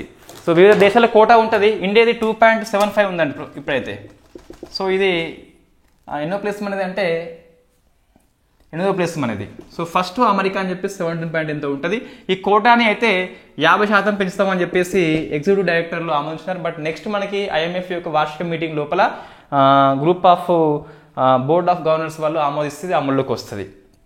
నెక్స్ట్ ఇటీవల మన శ్రీలంకకి ఎంత అంటే $33 మిలియన్ బెయిల్ అవుట్ అయితే ఐఎంఎఫ్ ఇవ్వడం జరిగింది. అది మనకి వార్తల్లో ఉన్నది. ఈ ఎస్డిఆర్ స్పెషల్ డ్రాయింగ్ రైట్స్ విషయంలో మనకి మొత్తం 5 కరెన్సీలు ఉంటాయి. So US dollar, euro, pound from British, Japan from yen, next renminbi అని చెప్పేసి చైనీస్ ఒక కరెన్సీ 2016లో కొత్తగా యాడ్ చేసిండ్రు. ఎస్డిఆర్ యొక్క బుట్టలో ఉన్న కరెన్సీలు మొత్తం 5 అని చెప్పేసి గుర్తుపెట్టుకోవాలి. తర్వాత వరల్డ్ బ్యాంక్ చూస్తే 14వ అధ్యక్షుడిగా మహారాష్ట్రలో పుట్టిన, హైదరాబాద్ పబ్లిక్ స్కూల్లో చదివిన అజయ్ బంగా మన ఇండియన్ వ్యక్తి అపాయింట్మెంట్ పొందాడు. అందుకు మనకి వరల్డ్ బ్యాంక్ అని చెప్పేసి వార్తల్లో ఉన్నది. తమిళనాడుకి ఇటీవల అర్బన్ వాటర్ మరియు పారిశుద్ధ్యం కోసం అని చెప్పేసి $300 మిలియన్ ఇచ్చింది. సిక్కింలో స్కిల్స్ ఎంప్లాయ్మెంట్ కోసం అని చెప్పేసి $100 మిలియన్ అయితే ఇవ్వడం జరిగింది. నెక్స్ట్ ఆసియా డెవలప్మెంట్ బ్యాంకు, ఇది ఫిలిప్పీన్స్ రాజధాని మనీల లోపల ఉంటుంది. మనకు $100 మిలియన్ ఇవ్వడం జరిగింది. సో ఎందుకోసం అంటే క్వాలిటీ అర్బన్ అంటే ఈ పట్టణ ప్రాంతంలో నాణ్యమైన మౌలిక సదుపాయాల కోసం అని చెప్పేసి ఇవ్వడం జరిగింది. Next Asia investment infrastructure bank అని చెప్పేసి ఇది బీజింగ్ లోపల ఉంటుంది. సో దీని యొక్క ఫస్ట్ ఓవర్సీస్ ఆఫీస్ని అబుదాబి లోపల ఓపెన్ చేయడం జరిగింది. నెక్స్ట్ న్యూ డెవలప్మెంట్ బ్యాంక్ అని చెప్పేసి బ్రిక్స్ బ్యాంక్ యొక్క ఉమ్మడి బ్యాంకు. దీంట్లో ఈజిప్ట్ చేరింది, ఉరుగ్వే చేరింది, తర్వాత బంగ్లాదేశ్ చేరింది అండ్ యూఏఈ చేరింది. సో ఇది గుర్తుపెట్టుకోవాలి. దీని ప్రెసిడెంట్గా బ్రెజిల్ మాజీ అధ్యక్షురాలు దిల్మా రౌసెఫ్ అని చెప్పేసి ఎన్నికైంది. భారతదేశం యొక్క ప్రాంతీయ ఆఫీస్ అని చెప్పేసి గిఫ్ట్ సిటీలో ఓపెన్ చేసినాం. ఎన్డీబీ యొక్క రీజనల్ ఆఫీస్ ఇన్ ఇండియా అంటే గిఫ్ట్ సిటీ అని చెప్పేసి ఫ్రమ్ గాంధీనగర్ అని చెప్పేసి గుర్తుపెట్టుకోవాలి. ఆ గిఫ్ట్ సిటీ యొక్క చైర్పర్సన్గా ఎవరు వచ్చిందంటే హస్ముఖ్ అదియా అని చెప్పేసి వచ్చిండు. హస్ముఖ్ అదియా దేనికి గిఫ్ట్ సిటీ యొక్క చైర్పర్సన్ అని చెప్పేసి గుర్తుపెట్టుకోవాలి. నెక్స్ట్ ఈ ఎన్డీబీ యొక్క డైరెక్టర్ బోర్డు లోపల ఫస్ట్ ఒక అరబ్ మహిళ వచ్చింది. ఆమె పేరు వచ్చేసి తురయ్యా హమీద్ అని చెప్పేసి ఫ్రమ్ యూఏఈ. తురయ్యా హమీద్ ఎవరంటే న్యూ డెవలప్మెంట్ బ్యాంక్ యొక్క బోర్డ్ ఆఫ్ గవర్నర్స్లో ఫస్ట్ అరబ్ మహిళ అని చెప్పేసి చూసుకోవాలి. ఎన్డీబీ యొక్క రీజనల్ ఆఫీస్ ఇక్కడ ఉంది, మన ఇండియా లోపల గాంధీనగర్లో ఉన్నదని చెప్పేసి చూసుకోవాలి. నెక్స్ట్ డబ్ల్యూటీఓ వార్తల్లో ఉంది. 10th మినిస్ట్రియల్ మీటింగ్ అనేది యూఏఈలో జరుగుతుంది మనకు. దాని యొక్క అధ్యక్షుడిగా ఒక అరబు వ్యక్తి ఆల్ జయాదే అని చెప్పేసి ఎన్నికైండు. డబ్ల్యూటీఓ యొక్క 13th మినిస్ట్రియల్ మీటింగ్ యొక్క అధ్యక్షుడు ఆల్ జయాదే అని చెప్పేసి చూసుకోవాలి. ఇది కంప్లీట్గా మనకి ఎకనామిక్ కరెంట్ అఫైర్స్ అండి. అంటే మనం జనవరి మాసం నుంచి డిస్కస్ చేయడం జరిగింది. సో మనకి పవర్ అనేది సహకారం చేయలేదు, అయినప్పటికీ సో మనం కంప్లీట్ చేసుకున్నాం. మళ్ళీ దీన్ని పెండింగ్ ఉంచితే ఇంకా మళ్ళీ 2 అవర్స్ మనకి ఎప్పుడు దొరకదు. 2 అవర్స్ కాకపోవచ్చు మేబీ. సో 1.5 అవర్ అయింది. Right, okay, thank you very much. మనం రేపు కరెంట్ అఫైర్స్ 11th ఒకటి, తర్వాత జాగ్రఫీ డిస్కస్ చేద్దాం.